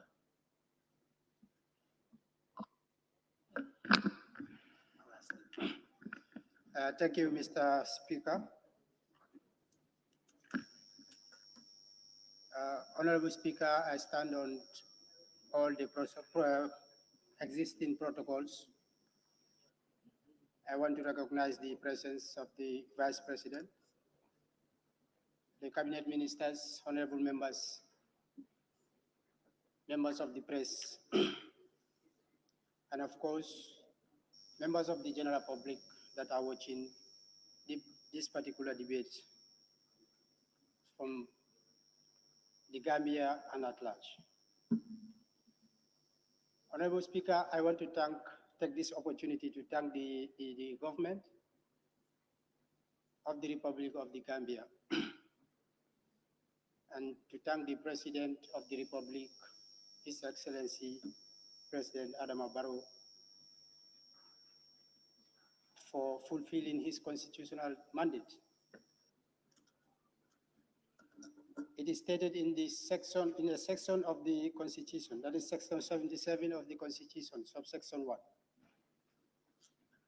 that the President shall at least once in a year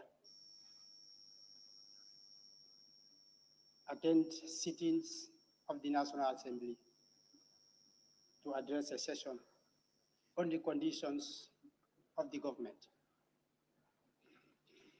This before us today that we have is a speech delivered by the President of the Republic of the Gambia, His Excellency President Adama Barrow, GMRG.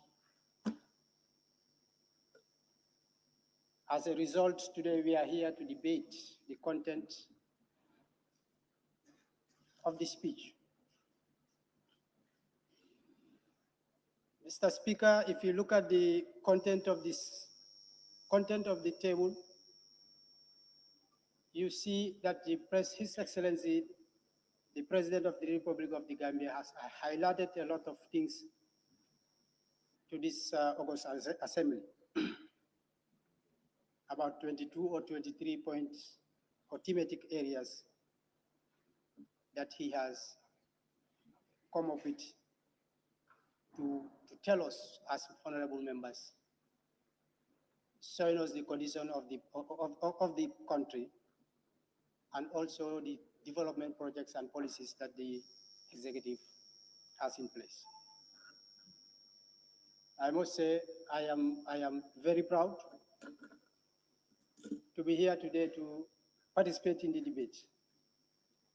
And I'm very proud of the government for the tremendous efforts and tremendous achievements that they've registered during the period under review. Honorable Speaker, even the Badibunkas today, they acknowledge that it is true that His Excellency and his cabinet members had really done a lot for this country. This is very rare. It is not very easy for Badibunkas to acknowledge somebody's effort.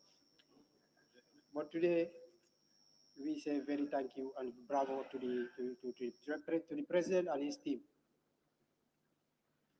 I must say, I'm kind of speechless because Honorable Member for Badibu Central or Central Badibu has already touched all the areas that I've highlighted that I wanted to talk about. At some point, I even wanted to withdraw my request to speak or to take a platform today to speak with the people. But there are only two areas that has not been discussed by him. I want to touch those areas and make my point on those. Honorable Speaker,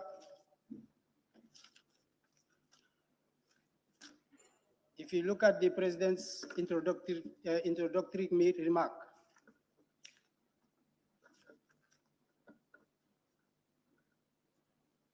the introductory remark, you have point 3, where he has talked about Gambia has been a transformed nation. This part has been dealt with almost 2 or 3 members of the National Assembly, expressing their opinion, how they think a transformed nation should look like. But I want to take a different dimension. Because here in this parliament, we are dealing with English. And English is a language that is very tricky sometimes. In English, some words, they drive their meanings, their original meanings, depending on the context that they are put. So based on my understanding, Honorable Speaker, for one, I believe that Gambia is transforming. If not a transformed nation, but it is transforming. As opposed to what has been said about Gambia not being a transformed nation.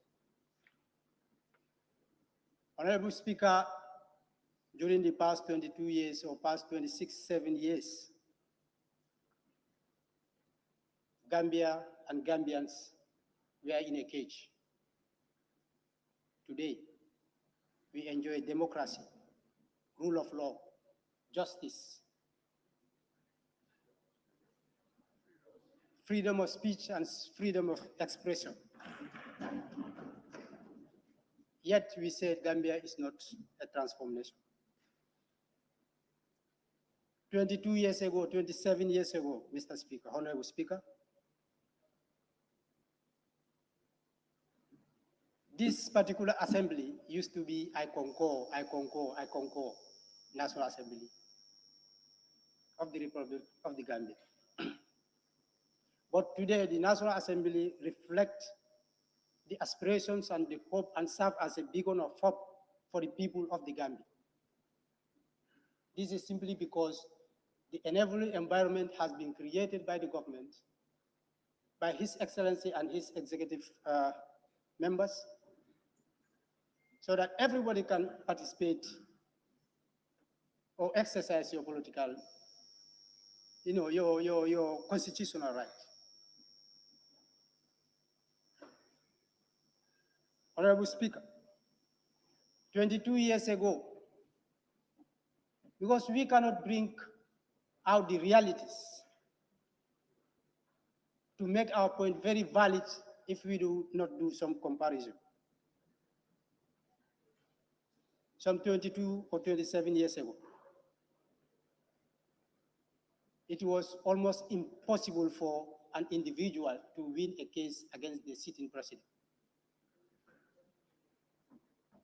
Today, we have seen in some cases where president loses cases against individual, government loses cases against individual, yet we say Gambia is not a transformed nation.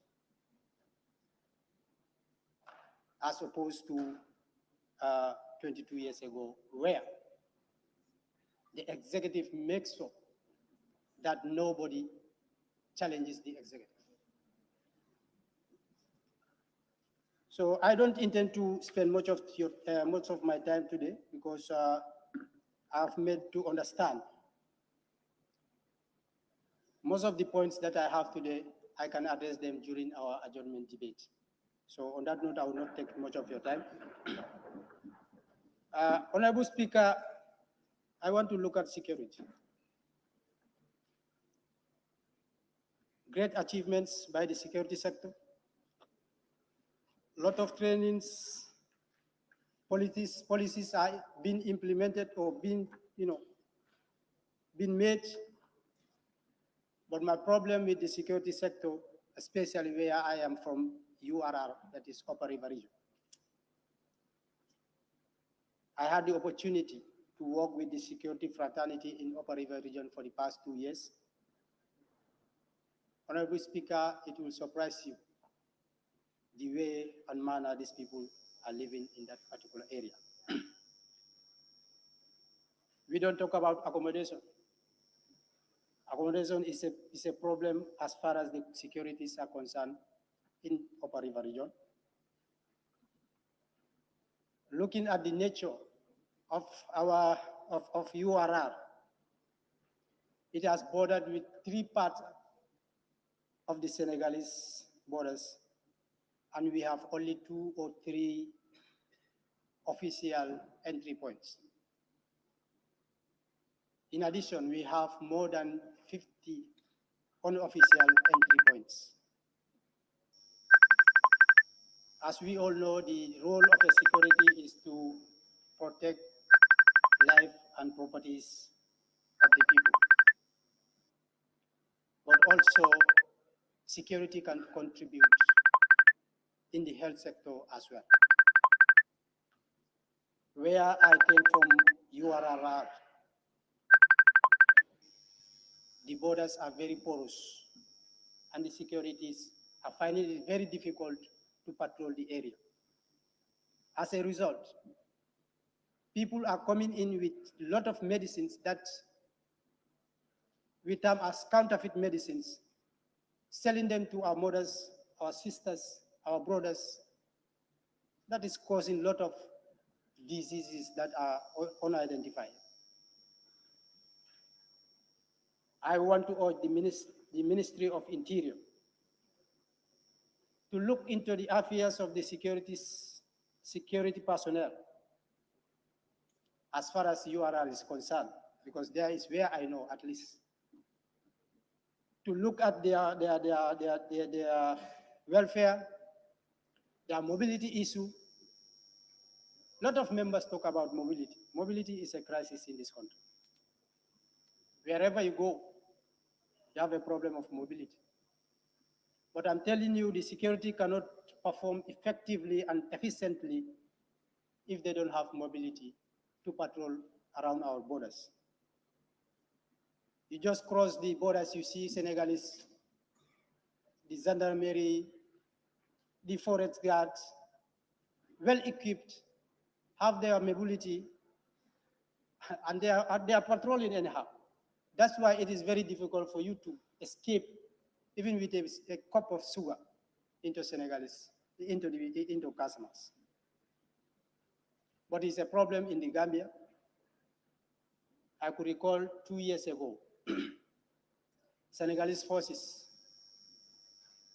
their forest guards, enter into the soil of the Gambia in pursuance of somebody who they accused of transporting timber from the bush to our soil. They even opened fire in the community that I hail called Gambisar. This couldn't have happened if we had the police or the army or other security apparatus patrolling that borderline. Yes, we understand Gambia has a bilateral relationship with Senegal. They have agreements. I think in this National Assembly, something was passed that is called hot pursuit. But this hot pursuit, the content is not known to the general public. This hot pursuit is something that I think the Senegalese are misusing. This is something that I urge the Ministry of Interior or Defense, I don't know under which one of them it falls, to carefully look at, because it's one day or the other is going to cause a problem between these two countries. Gone are days when people will be scared of armed robbers or even officers. Before you have members of the general public being trampled upon by armed robbers that came from the Casamas end. But today we have our cutlasses, our axes even our guns in our houses. It is not going to be a business as usual. Mr. Speaker,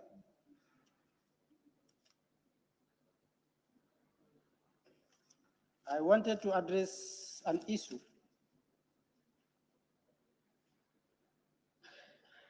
but that has already been addressed. As the Speaker had said, we want to avoid repetition of each other's speeches, and also in the interest of time, we allow others to take the baton and do their deliberation.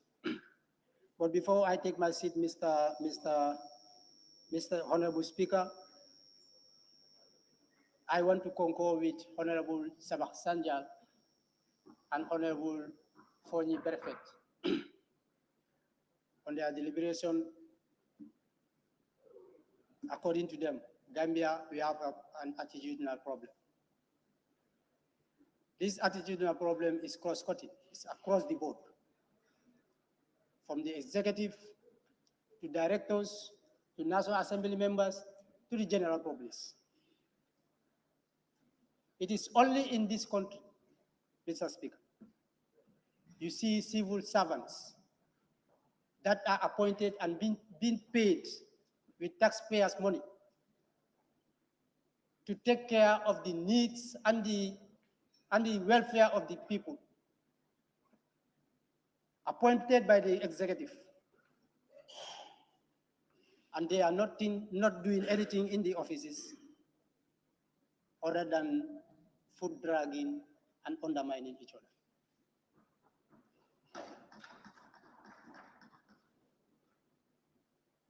Honorable Speaker, I have a fear.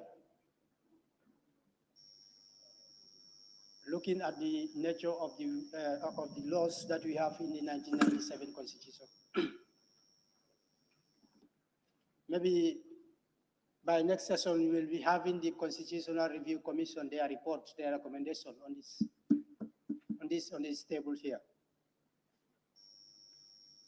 Looking at the level of politics, self-centered, self-interest, selfishness that we have among members, there is a fear that we may one day or the other fail the nation and also the people of the general public that sent us in this house. The President has said it in his concluding remark. I want to refer you to page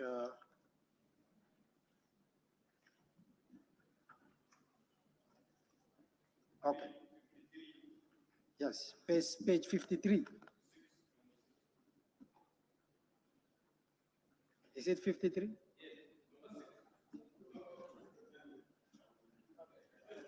Just give me a second, right?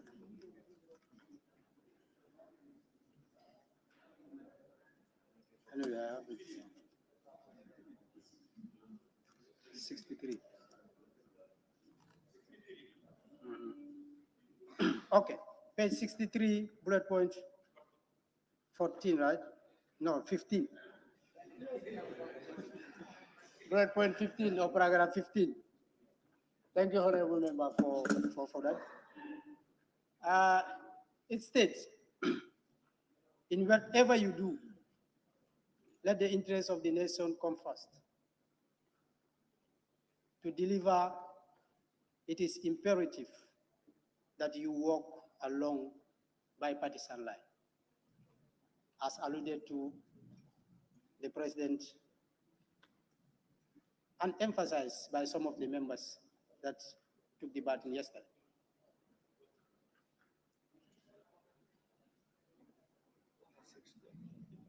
He said to fulfill the people's aspirations and safeguard the honor of those who choose you to represent them, we should work on bipartisan line. But Mr. Speaker, Honorable Speaker, the reality on the ground is far from this thing that the president is advising us to do. And I want to urge all members to take this thing seriously. Yes, we may be here on political tickets, but we are here to represent the people of the Gambia, especially the electorates that sends us here. We need to behave, uphold the core values of the National Assembly as honorable members. The title honorable member does not come from the blue, just like that. Honorable Sabah Sanjal, Honorable Jane Sanja. It is the trust and the confidence that has been bestowed on you by the layman or by the vulnerable people or by the poor people of the Gambia to come to the house, to come to this house and speak on their behalf, behave as a honorable person, listen on their behalf, and make sure you legislate good laws for the country and for the betterment of the people. But with the interest, the personal interests we started to see, the political interests that we started to display, we are about to fail our people, and this is something that I think is not honorable as honorable members. On that note, Honorable Speaker, as promised, I don't want to spend much of the time. I want to take the opportunity to thank the people of Jimara constituency. For the past 52 years, Jimara has been neglected. But these are things that we can discuss at plenary, and they were underrepresented. I want to seize the opportunity to thank them for sending us here on their behalf, to speak on their behalf, and also to represent as a honorable member on behalf of Jima. On that note, I beg to take my seat, Honorable. Thank you, Honorable Member, for your generosity in your time management. When you started, I thought you wouldn't speak for more than 5 minutes. But anyway, thank you. And those comments will be more generous than you. I hope so. Now I call on the member for Parliamentary.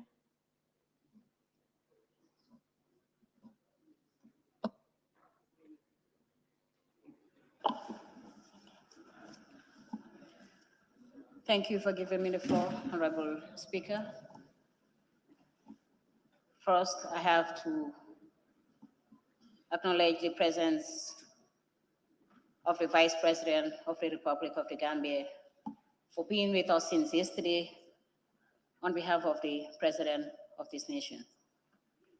And also thank the Honorable Ministers for fulfilling their constitutional mandate for also being with us here since yesterday, and which I was about to say the way they are seated wasn't gender balanced.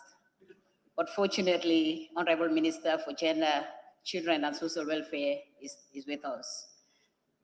And for that we have, I have to give a special thanks to her. She is a woman, and she's the only woman in the Parliament with us since the first day. First, I'll start with the Honorable Speaker. I'll start with regards to the land issues. Honorable Speaker, to be specific, and in order to gain time, Salaji, we all know, was part of Sukuta. And this is exactly the community that I belong to. Salaji, there was a time during a month and a half ago that the market has been demolished, owned by women, I guess, and there was chaos in that particular market that women, so many malpractices have been done on women by throwing tear gases, as we call it, to them, in order to demolish the market and then to send them away. I guess this is not fair to the women of this nation. And Honorable Speaker, on that note, I hereby ask the Honorable Minister for Local Government and Lands, where or do they have any place that they will allocate for women of that particular area for them to do their normal businesses and take care of their family and support their husbands at home? Honorable Speaker, I suggest to the Honorable Minister of Lands or the physical planning to engage people whose place needs to be demolished if there is need, to engage them on dialogue, to solve problems or to prevent violence. What violence cannot solve, I think chaos cannot solve that. Honorable Speaker, in the same Salaji, a man whom paramilitaries has thrown a tear gas to him right in his ear, that his ear was broken and he was taken to the Serekunda hospital for treatment, and nothing absolutely has been done up till date. I think, as I said earlier, dialogue should have been the best practice in order to maintain peace. Honorable Speaker,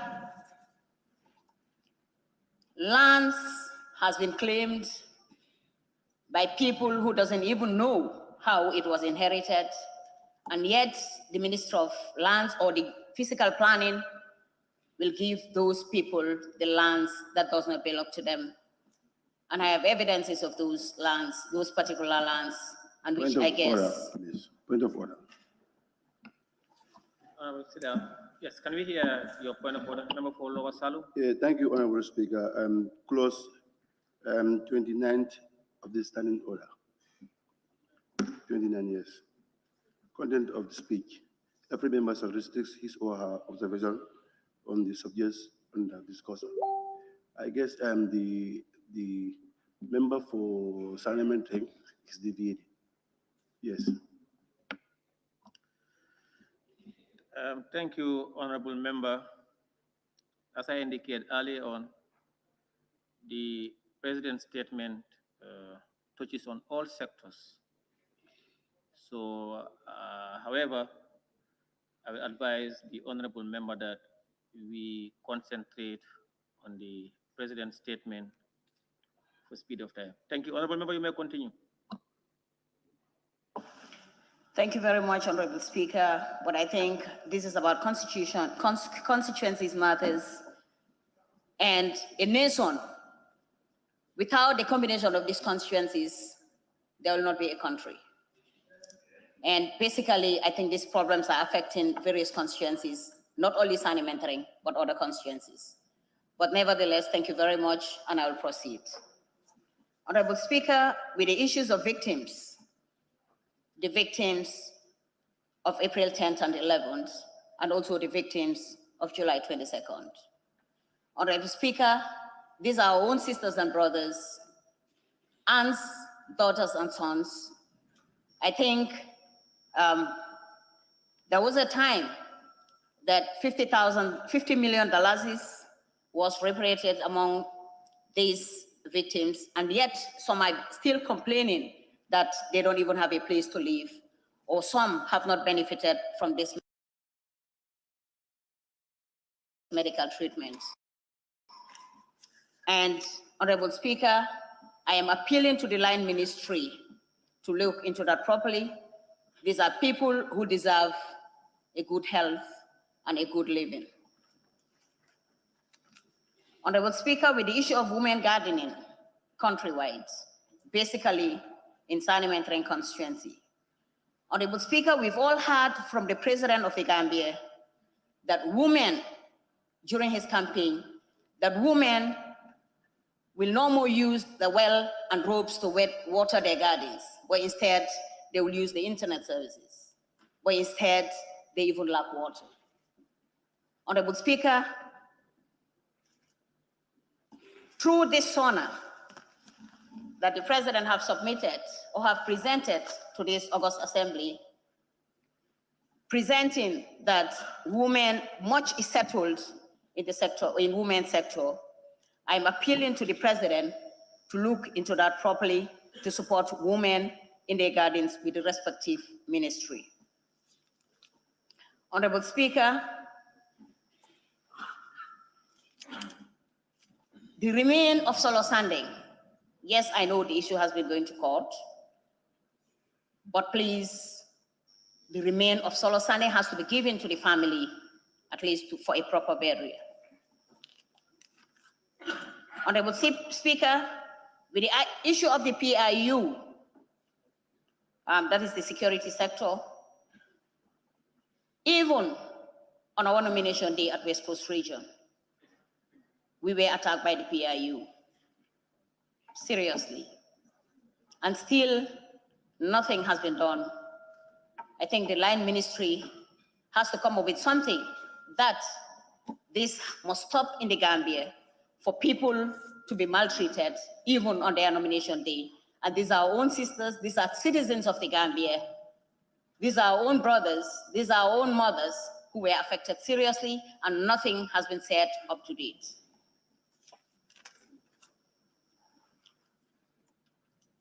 Honorable Speaker, with regards to the road connectivity, yes, there is this OIC project, and which my constituency is benefiting. The road connectivity from Burfoot Gamtel through Ghana Town, and also from Ghana Town to Madiana, and also from Haidarakunda Junction to Tintinto is on a very serious condition. Honorable Speaker, I would urge the line ministry that some houses were demolished already and there was no compensation, and I'm urging to the line ministry for compensations to be given to those affected in order to have a very good living, which they deserve. And also to look at the timing, the timeline properly, so that it will not go beyond the time, because actually roads are in very bad conditions, especially just this rainy season. Honorable Speaker, also on the area of the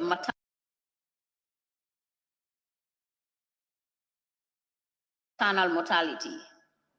Yes, some of the honorable members have already spoken on that area, and I thank the honorable will be during labor in the Gambia. Honorable Speaker, I definitely urge to the Honorable Minister of Health to look into this properly. Women are dying day in, day out. I don't know what measures can be taken to make sure that this can be reduced. I know we cannot stop it because of nature, but this can be reduced. This is the problem of women in the Gambia now, much more especially when a woman is pregnant, the husband will not sleep at all times. Honorable Speaker, let the Minister of Finance also consider, yes, there are taxes here and there, taxes and policies, but I urge to the Minister of Finance to come up with a bill or a policy that a tax expenditure policy can also be introduced in the Gambia. Because when there are taxes, also the expenditure should also come up as a policy. Honorable Speaker, there are challenges that National Development Plan should address, and some of which are the political sphere, the social sphere, and the economist. Honorable Speaker, there is extreme low of local representation of women at all levels. Also, there is lack of affirmative action, inadequate enforcement, implementation, and monitoring of laws and policies. Honorable Speaker, social norms and values also is a challenge, rather. On economics, law inadequate and rigorous access to finance is absolute lack of access and ownership of lands for women, Honorable Speaker.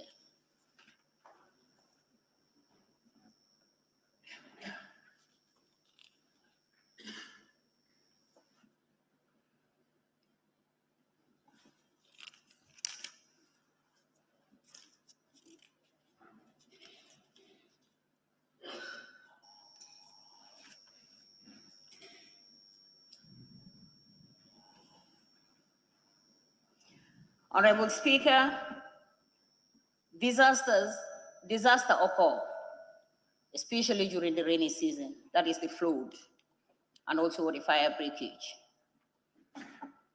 Honorable Speaker, one of the honorable members had already spoken about that, and I don't need to go over that again, not to repeat, but then just to concur with him that we need to solve these problems prior, or we need to put things in consideration in terms of floods prior to rainy season. We should not only wait when it is rainy season and there is flood and we want to remedy the situation. Honorable Speaker, I want the line ministry to be looking at that properly and then also to be supporting those affected on time. Let them not wait until when they will not have food for their families, they will not be able to pay school fees for their children, or when they will not be able to support their husbands at home. That will be the only time after when they will be ready to support that person.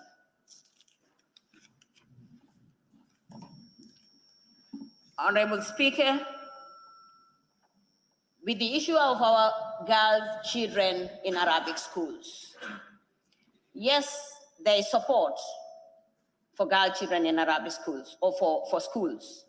But I would like the Minister of Local Government and Lands and Regional Affairs to collaborate with the Minister of Education to give special support to girl children in Arabic schools, because in most of the times, yes, there are teachers who graduated from Arabic schools and they are teaching in various schools.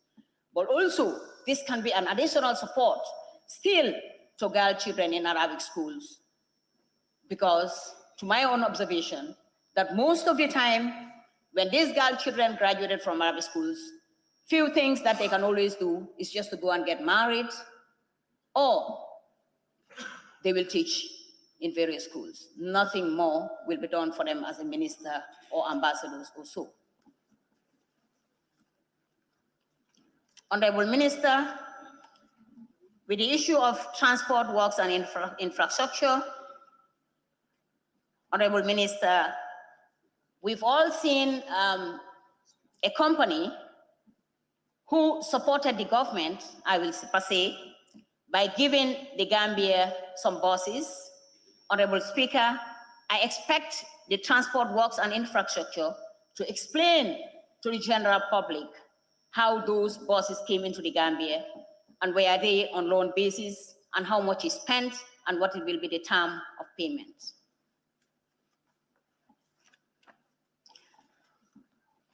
With trade, industry, regional integration, and employment, Honorable Speaker, there is a protocol with TSRP protocol. This protocol has not been respected by our neighboring country, Senegal, and which I expect the trade, industry, regional integration, and employment to sit with them and discuss seriously to make sure that this protocol is respected in our country and beyond. Also, when you're traveling out of this country to a neighboring country, either Senegal or Guinea-Bissau, there is this high charges of surfers, 1000 francs, any station you go. I don't think this is fair to the people of this Gambia. ECOWAS had an agreement. There is an agreement already. If you are a citizen of an ECOWAS country, you don't need to pay anything to enter Senegal or to Guinea-Bissau. Yet there are charges all over. And I think the ministry has to look into this properly, to collaborate with them to make sure that this stops, because this is not taking us any further.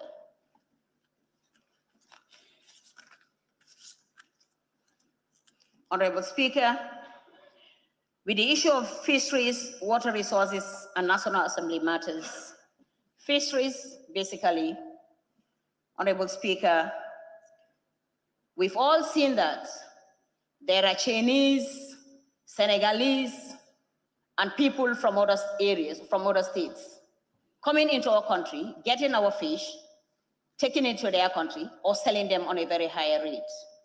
Honorable Speaker, this brought to the high rate or to the high price of the fish that most people cannot afford in the Gambia. Honorable Speaker, I urge to the Minister of Fisheries to look into this properly so that fish can be affordable. Honorable Speaker, I thank you very much, and I will stop here because most of the points have been already talked about with the other honorable members. In order to gain time, I'll take my seat. Thank you very much. Thank you very much, Honorable Member, for Shani mentoring. I now invite the Honorable nominated member, Keba Lang Kamara. Keba Lang Fofana, rather. Honorable member, I apologize. Thank you, Honorable Speaker. And no need for the apology. It's okay. Thank you. Once again, I will start by saying thank you, Honorable Speaker. And I would acknowledge and thank the Vice President for his presence with us here since yesterday, and as well acknowledge the presence of all the honorable ministers who have been with us since yesterday. And before commencing, I would like to specially thank the President for fulfilling his constitutional mandate. Honorable Speaker, we are here to analyze, debate, and give our suggestions on the State of the Nation address, which, by its standing, is supposed to tell us the state of affairs of the country as at a particular period. And of course, the report is coming in 2022, but the particular report under review is for the year that ended 2021. So, Honorable Speaker, without wasting much time, I would start my deliberations with the Ministry of Finance. And with my deliberations, I just want to start with a little clarification, or would I say to highlight some of the strategies which the government was implementing during the post-COVID period, because this was concern, this is a concern that has been raised by many members. And to do justice to that, I would like to refer the House to page 7 of the report under paragraph 3. I will read the entire paragraph and then highlight my area of concentration. It reads, revenue collection for the first 2 months of 2022 declined by 14% against the same period in 2021. Prompted by this development, the government resolved to formulate robust policies that will set up buffers against such an enhanced domestic resource mobilization. Honorable Speaker, I would like to deliberate on the sound economic recovery strategy which the government formulated by emulating or embracing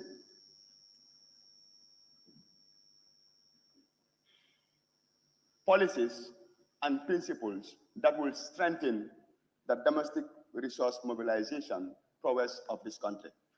Honorable Speaker, when we say domestic resource mobilization, we mean ways and means in which countries generate their own local funds to spend towards their own developments.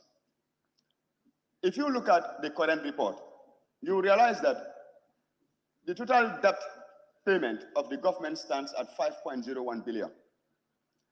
Out of this 5.01 billion, 1.9 billion comes from external lending, and 3.9 billion is from what?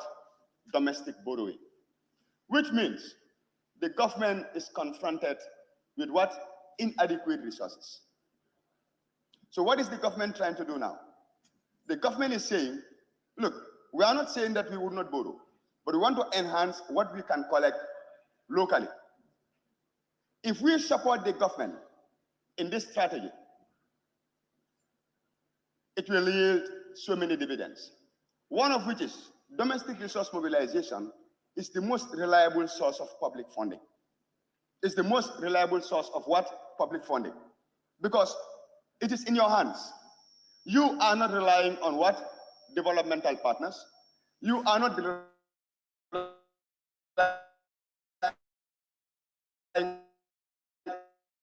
on what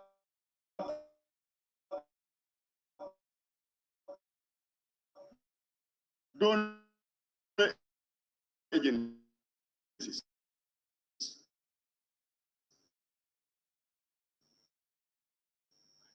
You are not relying on what? Grants. And at the end of the day as well, you would not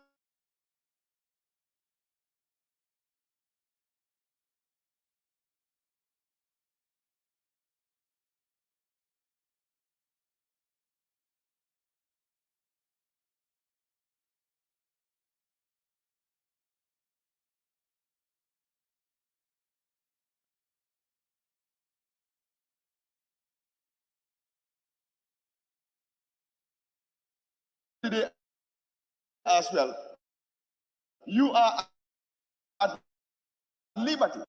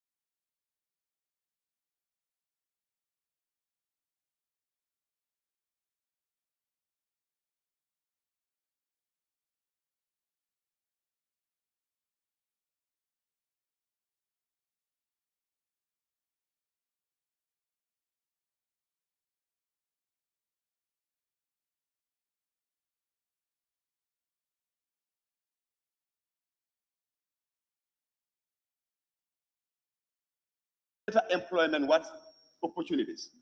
And Honorable Speaker, having said this, it means the government is on track. It means the policies are good. But I must observe, sound policies must be accompanied by efficient and productive monitoring mechanisms. I am one of the people who have the fervent belief that if we can harness our potentials, which are readily available in the domestic resource mobilization, perhaps the situation might not only be that we would not need to borrow, but we might not even operate at a budget deficit. Honorable Speaker, the government can create the great policies. They can have the great ideas. But at the end of the day, we are the people who are going to work there. The domestic resource mobilization will come from the taxes, from the duties, from the custom excise. When you look at the collection process, the mechanism must be accompanied by an efficient control mechanism. Today, if you look at all the collection processes we have in this country, we can easily see that 90% of it involves human interface. And with that human interface, it comes with inherent risks of leakages. So my point of observation here would be, I would urge the government to speed up the digitization program. I would urge the government to make sure that we do everything in our ability to limit the human interface, more so when it comes to the collection of public funds. By doing so, we'll be able to account for the funds in totality. And once we have these funds in totality, then we'll be in a better position to invest in our priority areas and also address the needs of our people. And again, Honorable Speaker, another strategy I would definitely like to highlight with regards to the way the government have been in the post-COVID period is the public management reforms, which we would have on page 9. And with the public management reforms, basically what the government is trying to do there is come up with strategies which would definitely make sure that public funds are operated in an accountable and transparent. Emphasis in the report was paid to the local government authorities. Honorable Speaker, this is very, very important. Many times we talk about the decentralization policy. And when we talk about the decentralization policy, we are starting it from the communal level, that is the ward level, that is the village level, to the ward level, to the regional level. And at the regional level, you have the local government authorities. I don't want to bring specific examples. I just wanted to really limit my contribution to the merits of the report. But if you would permit me, I would just take this one exception. When I came into this National Assembly, during our orientation meeting, our experienced members, including the honorable member for Upper Salum, one of the questions or the concerns the FPAC committee had with the local government authorities was, you are always demanding for more money, but you are not totally accounting for what is being given to you. Which means the public finance mechanism has come at a very right time. Because today, the local government authorities have their autonomy. They are collecting what? Revenue. How much are they collecting? What system do they have? What are the mechanisms for verification? And whatever funds they collect, added to whatever funds the central government is collecting, cumulatively, that forms the total available funds which the government of the Gambia can use with regards to what? Our infrastructural development, investments in the health sector, education, environment, you name it. So if at all currently the Ministry of Finance have adopted the public finance management strategy to really, and I would quote from the book this time because this one is important, it says to address weaknesses in the public finance management of local government authorities. And to be specific, these weaknesses might not only be limited to clerical errors. These weaknesses might go further and culminate into what? Leakages. And every leakage is depriving the government of the opportunity to invest in what? The social needs of the citizens. So, Honorable Speaker, I think at this point, what we need to do as a National Assembly, because everything cannot go to the government, we have oversight responsibilities in all these line ministries. If you look at the Constitution of the Gambia, of course, we all agree that there are some laws which needs to be changed. But believe in me, there are very good laws there. But many times we make laws, but we do not enforce them. Today, with the domestic resource mobilization, the government will be in a position to collect so much revenue. There comes the responsibility of the National Assembly. And in that, I want to highlight one weakness, which we need to improve on as an institution. Many times, emphasis is laid on controls with regards to the expenditures, because we say we approve the budget, we want to know how the government is spending it.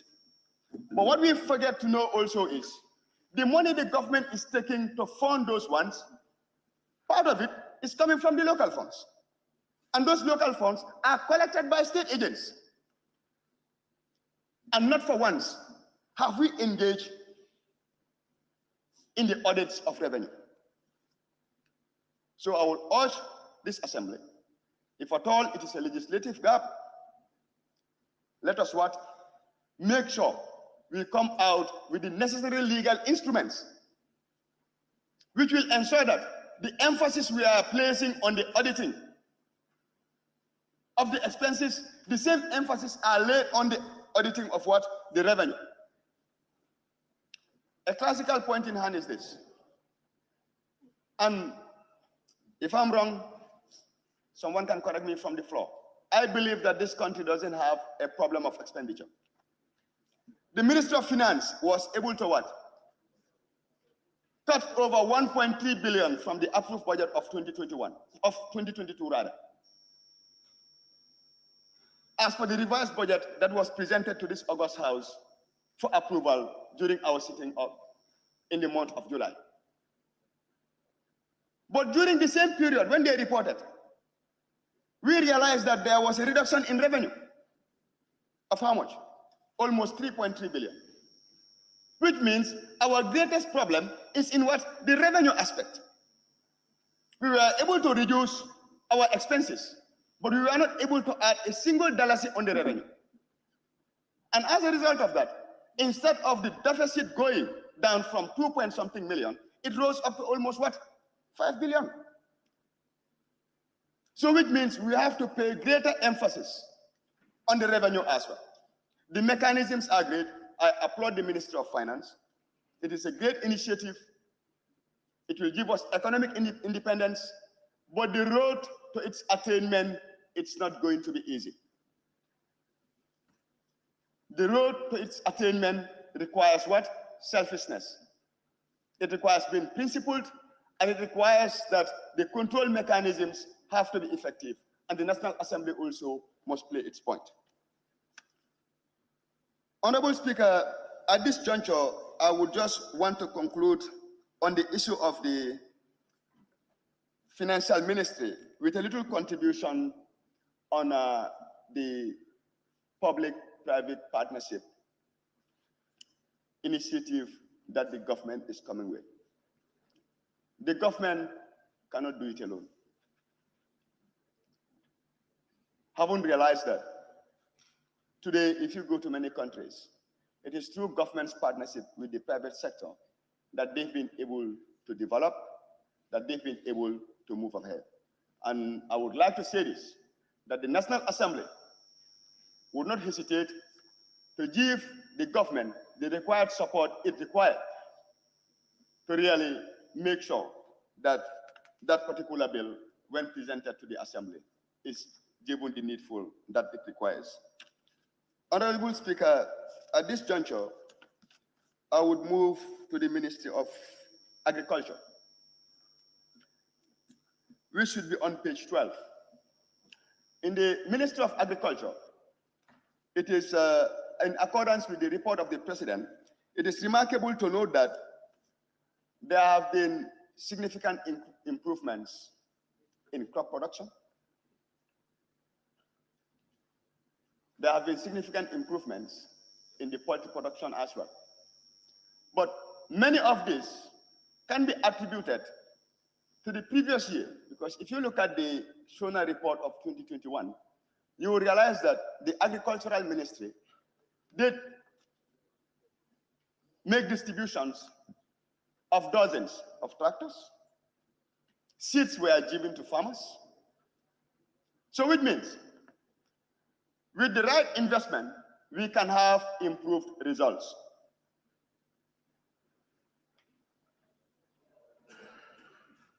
But, Honorable Speaker, in the report,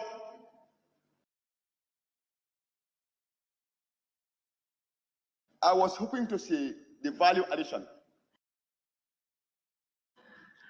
I was also hoping to see what the ministry would. There was an increment in crop production.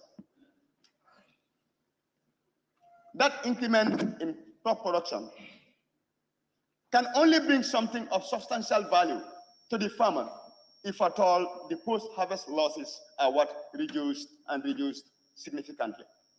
So I would definitely like to urge the Agricultural Ministry to say that the investments in agriculture are really significant, and it is refreshing to know that great results are coming.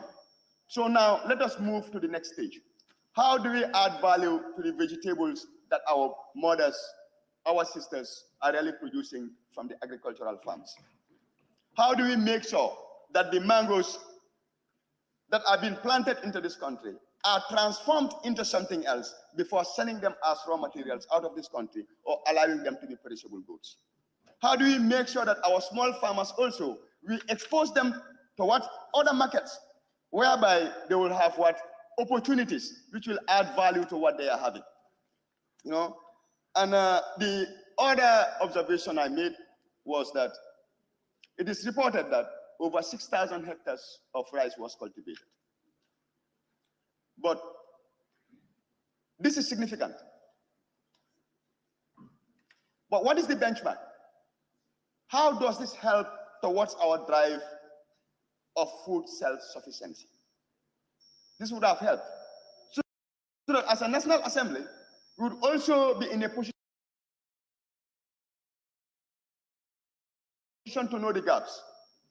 We will also be in a position to know where government needs our help the most so that we can give them. So I would urge the ministry to include benchmarks in the reporting so that moving forward, when we receive the statistics, we will not be in a limbo towards their what interpretation. But having said that, I believe with the report that is being received from the President, the Agricultural Ministry is moving forward. Is it on the point?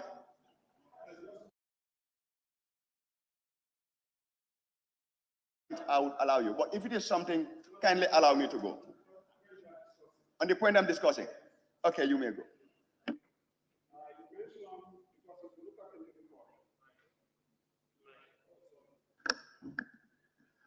Thank you. If you look at in the report in agriculture, because this is a very important sector for the country, because it is said that 70% of the population depend on agriculture. And then it is our farmers who are definitely crying today. Anyway, Can you observe me and yes, then make a I statement? want to observe, because they just mentioned the increase in production, but by what percentage, we don't know, it's not there.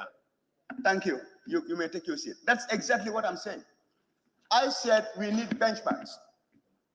I said we need to know those 6,000 hectares of rice, how does it help us towards attaining our vision of what? Food self-sufficiency. So just thank you for enriching my point of debate. So to conclude on the area of agriculture, I would urge the ministry to definitely provide us with the relevant statistics so that we'll be in an informed position to complement government's efforts in making sure that that particular ministry is given the due that it requires. A lot have been said about the ministry, which I wouldn't dwell on. Some of them might not be pleasant, but these are the living realities. And we are all part and parcel of this society. So which means we all know better. But when it comes to capacity, the ministry have it. So we are really confident that now they would definitely deliver. Honorable Speaker, on that note, I will move on to education, and I would like to combine both. That is both the basic and secondary education together with the higher education, research, and water technology. It is quite refreshing to know the significant improvements or achievements that were registered during the past 5 years. Key among them is the transformation of both GTTI and MDI. Key among them would be the construction of numerous schools and the provision of enough classrooms to what? Students. Key among them as well would be the laying of the foundation stone of the new complex of the university that will be housed in Birkam. Honorable Speaker, I'm a runaway teacher. They call us rats. I was teaching for 5 years at senior secondary level. So when it comes to the teaching environment, it's not only about the classrooms. The education system needs to start from the homes, coming to the society, down to the schools. At the schools, what I would urge the ministry is to see what we can do to retain Gambian teachers. Because the school I was teaching, the year I left, I think almost all the Gambian teachers left together, over 5 of us. And successively, in successive years, the performance of that school was really going down. Why am I saying, let's improve and see how do we maintain Gambian teachers in school? Honorable Speaker, this country belongs to us. No one will come and improve it for us. No one will come and develop this country for us. A Gambian will be ashamed to call himself a teacher without the required qualifications. Because everybody knows you in the society. This is your country. You do your best for it. I'm not saying that the foreign teachers do not come with qualifications. But, Honorable Speaker, I know for sure that many of them do not have the qualifications, and they are in the system. The other thing also will be the curriculum. Honorable Speaker, many a times you would see an individual from grade 1 to grade 12, he will finish school, he wouldn't have the opportunity to further his education, and they will call him a dropout. After 12 years of education, he cannot call himself a professional in any field because he was not exposed to it. And many a times, these are the individuals who will be what? Graduating from the adolescent stage to what? Maturhood. Ages between 17, 18, 19, thereabout. With that transformation in your social belonging, and standing there alone to face the realities of life, after devoting your life, your time, your energy to a particular cause for 12 years, because you are less fortunate, you are coming from a poor background, you do not have the financial muscle to further your education, you can't move on. and you are called a dropout without a skill. Why? And society will brand you as a failure. You are not a failure. We are all gifted in one way or the other. So when I say enhancing that curriculum, let us make it career-based. Let us expose the youth to entrepreneurship. Let us expose them to leadership courses at a very, very young age. So that we would have the guarantee that anybody who passes through that 12 years mandatory period of education will be able to humbly or efficiently engage himself into something. Honorable Speaker, again on education. If you go to social media, they will tell you the education ministry have failed us. They will tell you the government is not doing anything. But today, we have more schools. Today, we have better structures. Let us ask ourselves why. I think being a parent would qualify me to say this. Every student comes from a home. There is no more corporal punishment. But one thing I know is, in life, wherever there is the balance of reward and punishment do not exist, do not think about the possibility of having the results you wish. I'm not saying punish the students, but one must know and believe in the guarantee that if you do good, there'll be a reward, and if you do bad, there'll be a punishment. Collectively, let us look at these reforms. Is it giving us the results we want? Reforms have to be progressive. But today, you cannot even look at a student in his eye. Today, you dare not shout on a student. If you do, tomorrow the mother or the father will accompany the student to the school. Today, every student in the middle school or in the high school is having a mobile. You are either on Facebook or in TikTok. The teachers are not buying those mobiles for you. Who is giving it to you? It's the home. As parents, we have a role to play. Society have a role to play. What the state can do is to provide the enabling environment. What the state can do is to provide the policies, the programs, and the initiatives. But to conclude on the area of education, I strongly believe that a lot have to be done at the level of the home, at the level of society, and at the level of government as well. And if government can transform that curriculum into something that will yield dividend for that person who passes through the 12 years of mandatory education, that would take us a long way towards reducing the unemployment, towards reducing the crime rates, and towards reducing a lot of the social disparities that we are confronted with today as a society.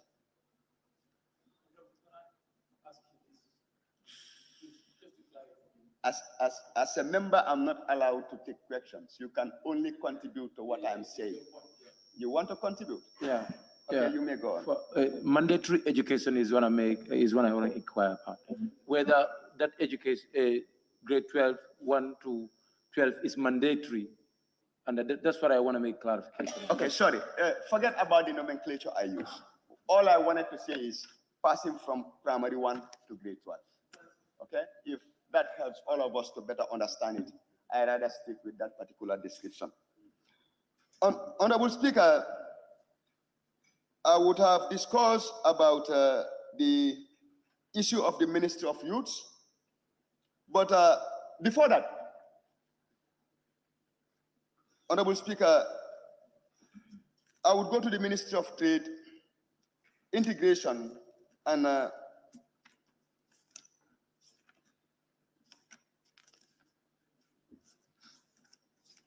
we should be on page 43 of the report. Honorable Speaker, this ministry is very, very important, and it is responsible for investment promotion in the country, responsible for what? Industrialization, and also responsible for creating the enabling environment which will encourage both domestic and foreign investments. And it is quite refreshing to note from the President's report that GAIPA, during the year under review, that should be on page 44 of the SONA report, Article 9. Page 44, Article 9, where it states that in the total investment amounted to $154 billion and also created 2,274 jobs. Okay, thank you. It generated $154 million and created 2,274 jobs. Honorable Speaker, this is very important because without investment in the priority sectors, the Gambia would continue to be a consumer nation.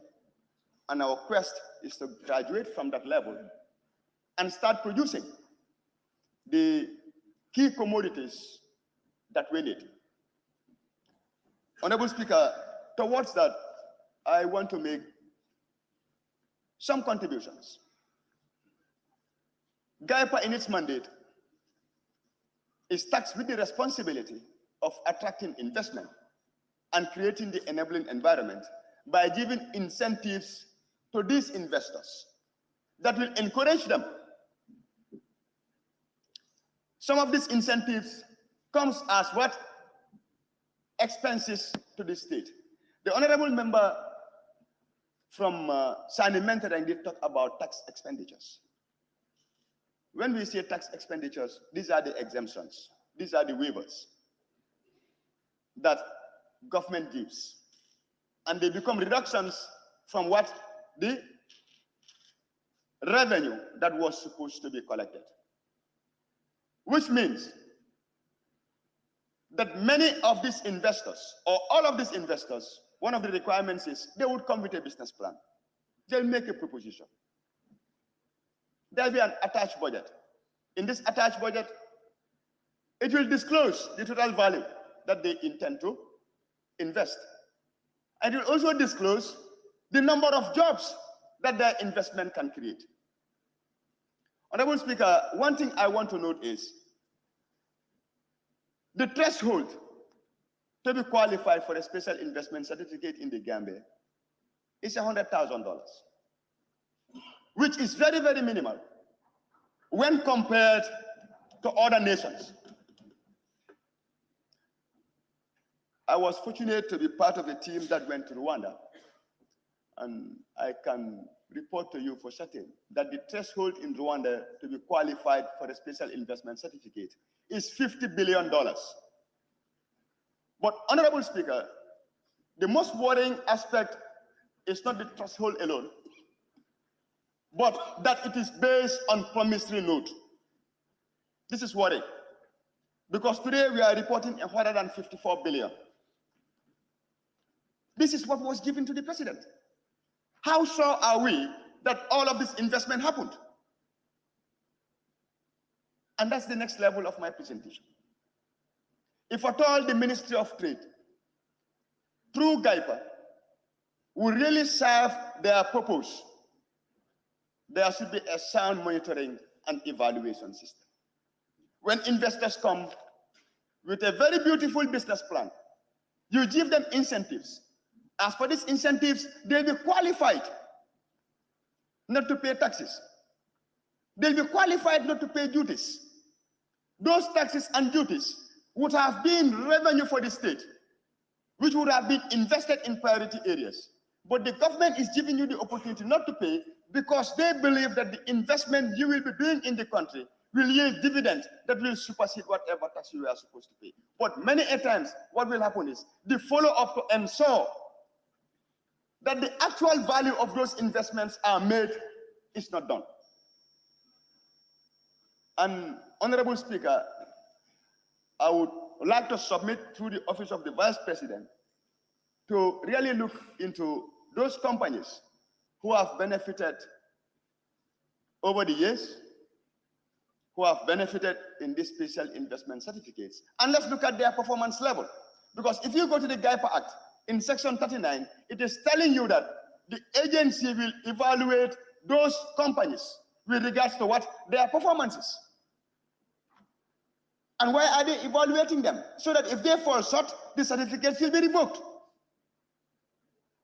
So, Honorable Speaker, we believe that the enabling business environment have been created. We believe that the ministry have the foresight. We believe that the ministry have the strategies. We believe that they have the programs and the policies. But moving forward, we need all hands on deck to make sure that those loose ends which needs to be tightened, we do it together. If not, having those strategies alone might not be sufficient to propel us to the next level. Honorable Speaker, I would forgo my contribution in other areas, but will conclude with the Ministry of Youth and Sports. Honorable Speaker, this ministry is very important, and I would commence by congratulating the minister and telling him he is the most fortunate one for the past 50 years, because this country has been yearning to go to the Cup of Nations, and we are only lucky to be there as a result of the good luck he brought for us. So for that, we are telling you, Jigganyu, yala la yala ar. And again, looking at the report, the president did highlight in his speech that both NYSS and the president's international award scheme have been engaged in skills transfer to the youth. And then I think the NYSS have trained over 152 youths, and the President's International Award Scheme have trained over 252 youths thereabout, if I'm right. You know, but today, Honorable Speaker, a greater emphasis has to be given to the youths of this country, because we all agree that the youths form over 60% of this country. Many a times it is said that youths are the future leaders, but I, for one, I believe that they are the current and future leaders. I believe that every individual is good. I believe that those boys we see outside with their dreadlocks, the boys we meet in the streets in the bush brewing attire, those we meet in the ghettos, those we meet at the beachside, can be equally productive when given the opportunity.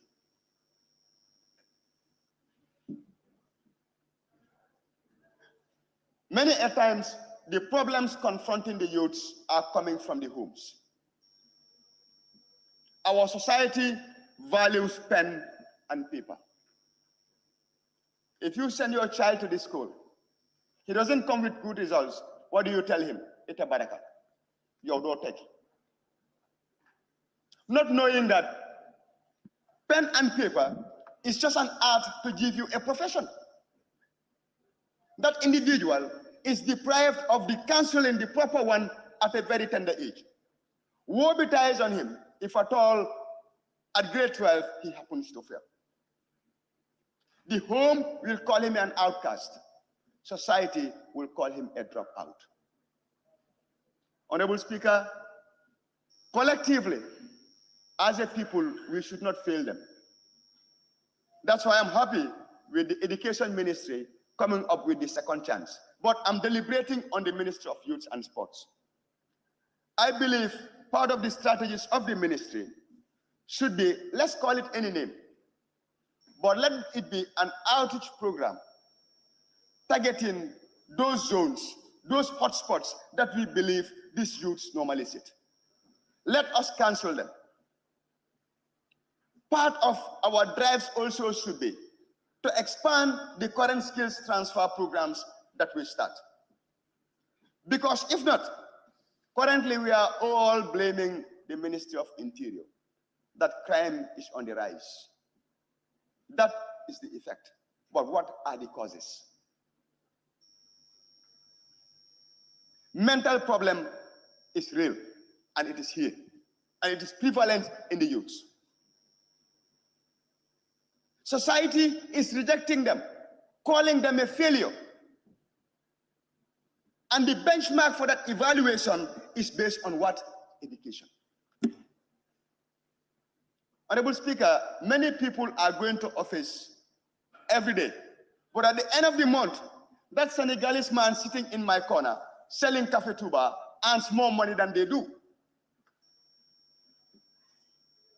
All we need as a people is a career, is a profession.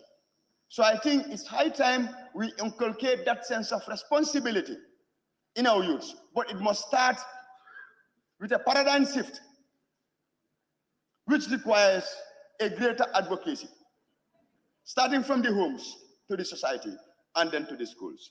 Honorable Speaker, on that note, I would say thank you, and I beg to take my seat. Thank you, Honorable Nominated Member, Keba Langfufana. Honorable members, we still have about over 20 names, members, to take the floor.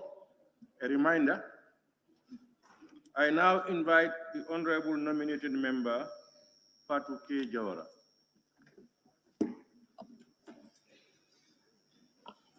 Thank you very much, Honorable Speaker, for the opportunity.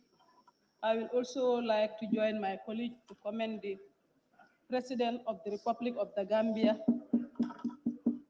and also acknowledge the presence of the Vice President and Cabinet Ministers.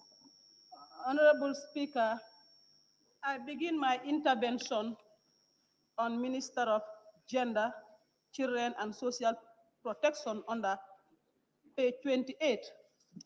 Honorable Speaker, with your permission, I would like to quote on the first paragraph, where this head of state address, we will remain steadfast, enhance the capacity of women in small and medium scale SMEs by scaling up the Women Enterprise Fund. Honorable Minister, KMC is the most density populated area, and all our lands were occupied by settlers. So we have no land for agriculture. But our agriculture is being gained from the market, through the market vendors or our small businesses. But this Women Enterprise Fund, I think, is being diverted to the women in the rural area. I don't think there is any women group in the KMC that benefited from the enterprise fund. So I am appealing to your noble office to kindly cater in case there is phase 2. On the other hand, as earlier alluded by my honorable colleague from Parliamentary. Sorry, can I observe you, please? No. As earlier alluded by my honorable colleague from Parliamentary, that there is a market lying idle. I believe we need to know the fate of this market, and I think is the market of the Federation of Gambian Women that is already constructed, and there is no workforce that is being done. Honorable Minister, I will continue with another ministerial department because all the submissions, they are read by the head of state, but they are interministerial submission. Minister of Tourism, we also had tremendous achievement by those, the tourism minister also, by the line ministry taking measures in place by diversifying the sector. But Honorable Speaker, I believe the exploitation in the tourism sector also need to be addressed. It's a case for concern. Our children were subjected to a lot of drug abuse in the tourism development area. I think it's a case for concern for the Ministry of Tourism to address, Honorable Speaker. Honorable Speaker, on the area of health, Honorable Speaker, there are tremendous achievements by the health minister. Among them were the community ambulance, and which my community, now my former constituency, Talinding, benefited from. But unfortunately, this ambulance engaged in a serious accident and is no longer in use. And this is the ambulance that is overseeing both Fajikunda and Talinding. So I wanted to know what is the fate of the minister, because I already spoke to him and he promised to take action. On the other hand, Honorable Minister, still on health, as the former vice chairperson of the Select Committee on Health, Children, and Social Protection. I believe a lot needs to be done in our health sector that were not captured in the report. Some of those achievements that I wanted to highlight are, I think we need to introduce a banking in our health sector and a quarterly report to the parliament so that we can know what is happening there. And also we should have a proper procurement specialist to identify our equipments, because sometimes we may have equipments in the hospital when they were break, we cannot fix them, their parts are not available. So I think that one also needs to be addressed. We need to have a specialist to help us ease that problem. Honorable Speaker, and I think I speak about the revenue generated are paid through bank. That also is a recommendation. Also, the illegal malpractices in the waste dumping. I think we need to, we spoke about this during our sightseeing. We need to relocate it from where it used to be. Honorable Speaker, on the transport, works and infrastructure, we heard about the minister's submission, but I believe many felt that what belongs to the government should not be accounted for.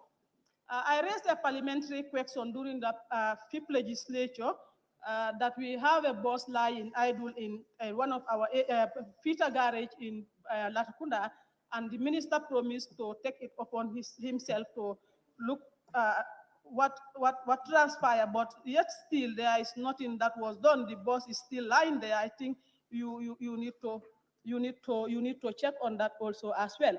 On the other hand, Honorable Speaker, most of your address were centered on construction of roads and rehabilitation.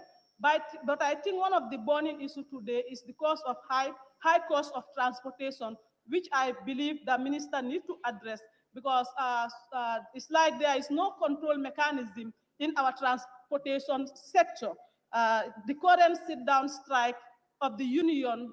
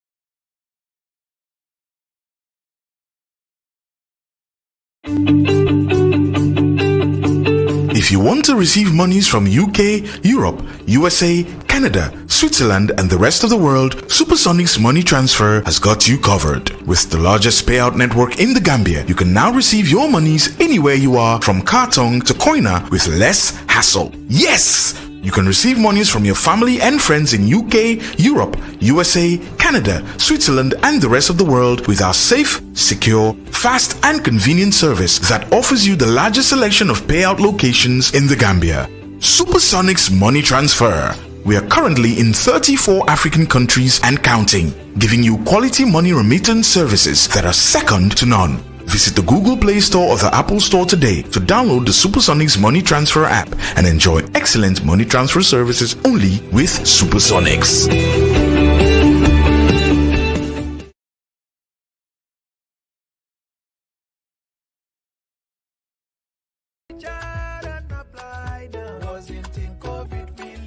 Ìwọ tó bá jẹ́ arìnrìn àjò tó ń gbé ní ìlú Washington State, ó lè gba lóònù ìjọba, ó lè gba unemployment insurance because ó ń ṣọmọ nílùú, arìnrìn àjò ní ẹ́, foreigner ní ẹ́, immigrant ní ẹ́. And torí gbogbo nǹkan tó ti experience during COVID-19, gbogbo àwọn nǹkan tó experience, àwọn tó là kọjá, àwọn nǹkan tó go through, àwọn nǹkan tó là kọjá ní COVID-19 period yẹn, nígbà COVID-19. Now, ó ní nǹkan kan tó lè gbà. Wọ́n pè ní Washington COVID-19 Relief Fund. Ó lè gbà yẹn. Now, ọ̀fẹ́ ni. Ṣùgbọ́n tó bá ti approve ẹ̀, tó bá fọwọ́ sí, wàá gba ní èdè Yorùbá ẹgbẹ̀rún kan dọ́là. Ìyẹn tó ń pè $1,000. Ẹ má bínú Yorùbá mi o. $1,000 ó máa gbà. Ìyẹn ò wá kí n ṣe loan. Kò sí ní tó fẹ́ san padà. Wọ́n ní gbó lọ́wọ́ ẹ̀, ọkọ̀ fún ẹni.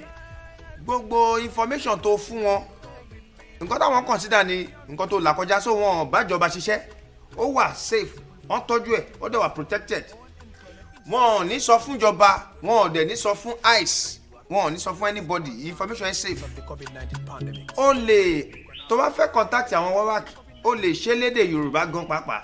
Ètò yìí ó wà available láti September 19 títí di November 14. And ọ̀fẹ́ dẹ̀ ni, bí mo ṣe sọ tẹ́lẹ̀, tó bá fẹ́ ràn lọ́wọ́, bá àwọn WAWAC sọ̀rọ̀ nísinsìnyí. On 253-235-2132 or email us info@wawak.org.